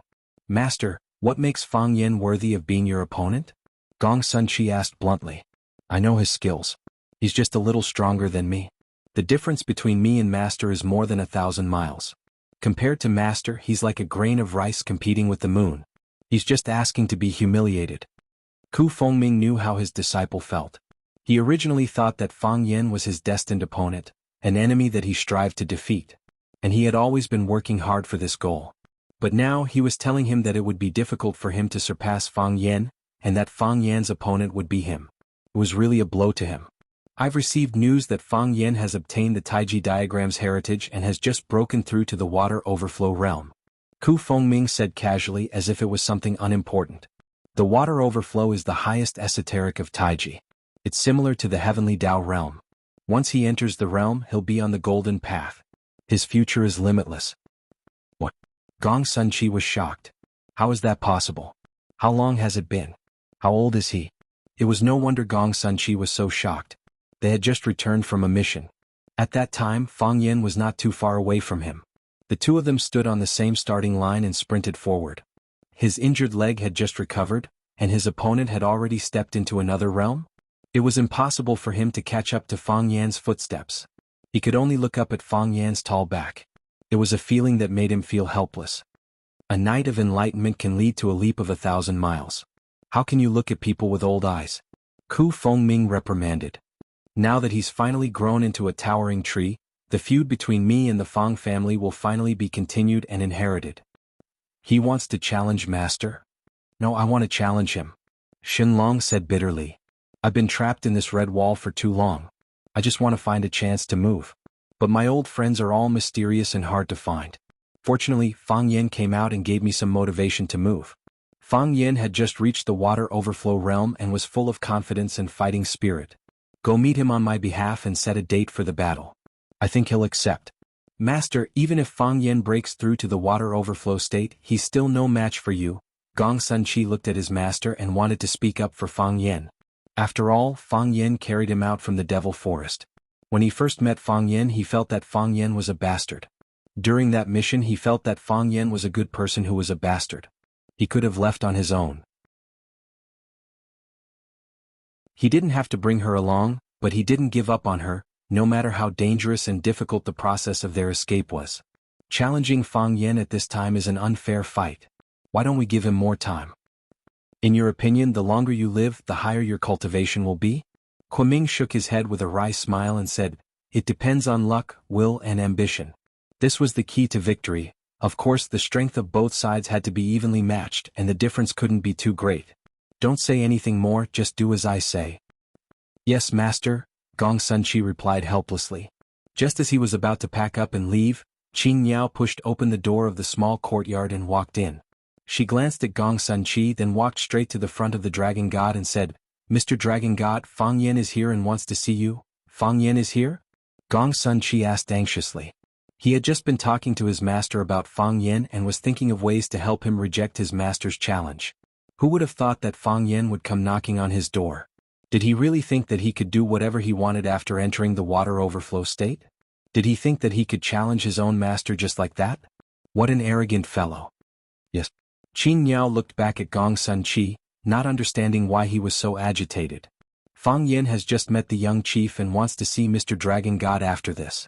Kunming nodded and said, Fang Yen has broken through to the water overflow state, so the country should pay attention, invite him in. Yes. Qing Niao turned and left and soon brought Fang Yen in. When Gong Sun Chi saw Fang Yen again, he found that his image and aura had indeed changed greatly. In the past, Fang Yen spoke and laughed casually, but when he was angry he was sharp and aggressive. Moreover, his behavior was not mature enough, and he always gave off the feeling that he was trying his best to take advantage of others. Now Fang Yen was handsome, refreshing, and looked like a beautiful landscape painting. The way he walked was elegant, the way he smiled was charming, and even if he did not say a word, people could feel his inner self-restraint and unfathomable cultivation base. Now Fang Yen looked more amiable, but when you wanted to bully him, there was an oppressive feeling of having nowhere to exert force and being guarded against everywhere. Fang Yen, what are you doing here? Gong Sun Chi blocked in front of his master and desperately winked at Fang Yen. Hurry up and get lost or it will be too late. Fang Yen understood Gong Sun Chi's intentions. After that life and death experience together, he also regarded Gong Sun Chi as his own brother. However, some words had to be said and some things had to be done. Only by following one's heart could one achieve great things. The water overflow state was even more particular about naturalness. Challenging the Dragon God and avenging the Azure Dragon's humiliation was the most persistent belief in his heart, and it was also the mission he wanted to complete the most. The old drunkard was not here, and challenging the Dragon God had become his destiny. He would not run away and he could not run away. I'm here to issue a challenge. Fang Yen looked directly at the Dragon God's tough life and said with a smile, It's a long-cherished wish of many years. I hope that the Dragon God will be born first. The Azure Dragon turned pale with fright. She did not expect that Fang Yen would take the initiative to challenge the Dragon God. Ever since the Dragon God entered the Red Wall and became the Xian Department's high priest, no one had dared to challenge him. Fang Yen actually dared to do such a thing. Naturally. The Dragon God laughed, looked at Fang Yen and said, Fang Yen, are you so confident that you can defeat me after entering the water overflow state? I'm not confident, Fang Yen said very frankly, but I know that I'm in my best condition now. I don't know what the future holds and I don't know how far I can grow. But I feel that my body is in great shape. It's like I can kill a tiger with a punch and I can knock down a mountain with a kick. Mr. Dragon God has been famous for a long time, and his cultivation base is unfathomable, but I can't wait and I can't afford to wait. Because I know that when I'm training hard, Mr. Dragon God is also improving, I can't wait until you're too old to swing your fist or pick up your sword before I challenge you. This is an insult to you and an insult to me as well. It's also an insult to the old drunkard. If he knew that I did something like that, he would definitely scold me. Exchanging pointers in martial arts requires luck, courage, and willpower. I have the will to fight, I have the courage to die rather than retreat, and the rest is up to luck. My luck has never been bad, and people with bad luck would not be able to enter the water overflow state at this age, so I want to take a gamble. When I feel that I'm the strongest, I want to challenge you. Gong Sun Chi stared at Fang Yan dumbfounded and thought to himself, this kid said the same thing as Master just said. Courage, will, and luck, that's what Master said just now. He looked at his disciple Gong Sun Chi and said, now do you understand the difference between you two? Gong Sun Chi's face was ashen. Who would insult his own disciple's master in front of others like this? However, Gong Sun Chi could not be bothered to be angry over such a matter. He was burning with anxiety. His master was a famous heavenly Dao realm expert for many years, and Fang Yan was considered a top expert who had entered the water overflow state. In a battle with such an opponent, he would either be injured or dead, and it would be very difficult to show mercy.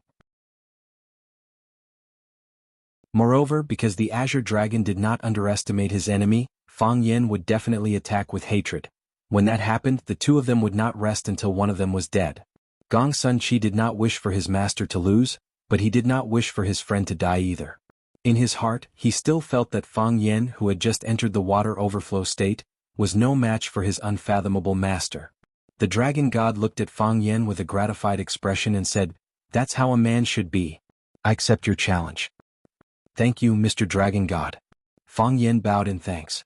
When he straightened his body, he looked at the dragon god and asked, what time does Mr. Dragon God think is suitable? Time is of the essence. Kurenming waved his hand casually. As long as it's convenient for you, I'll accompany you anytime. How about 7 days later? Fang Yan said. Why are you in such a hurry? I'm getting married on the 8th of the 12th lunar month, so it's best if we spar before the wedding. That way, if I die, the lady still has a chance to remarry. Don't you think so? Fang Yan was still a little selfish. He was afraid that it would be tough for him to challenge the dragon god after marriage. If he lost his life, wouldn't Yi Ro become a widow? Therefore he put the final battle before their wedding. In this way, if he accidentally died, Yi Ro would still be a virgin, and she could still marry another handsome young man. He would feel a little uncomfortable in his heart, but as long as Yi Ro was happy, it would be fine. Kurenming laughed out loud and said, interesting. How interesting. We'll do as you say. 7 days later we'll fight at Feng Mountain. The time was set by Fang Yan, so he had no objections to Kurenming's choice of location. It's a promise. Fang Yan said firmly, 7 days later we'll fight at Feng Mountain.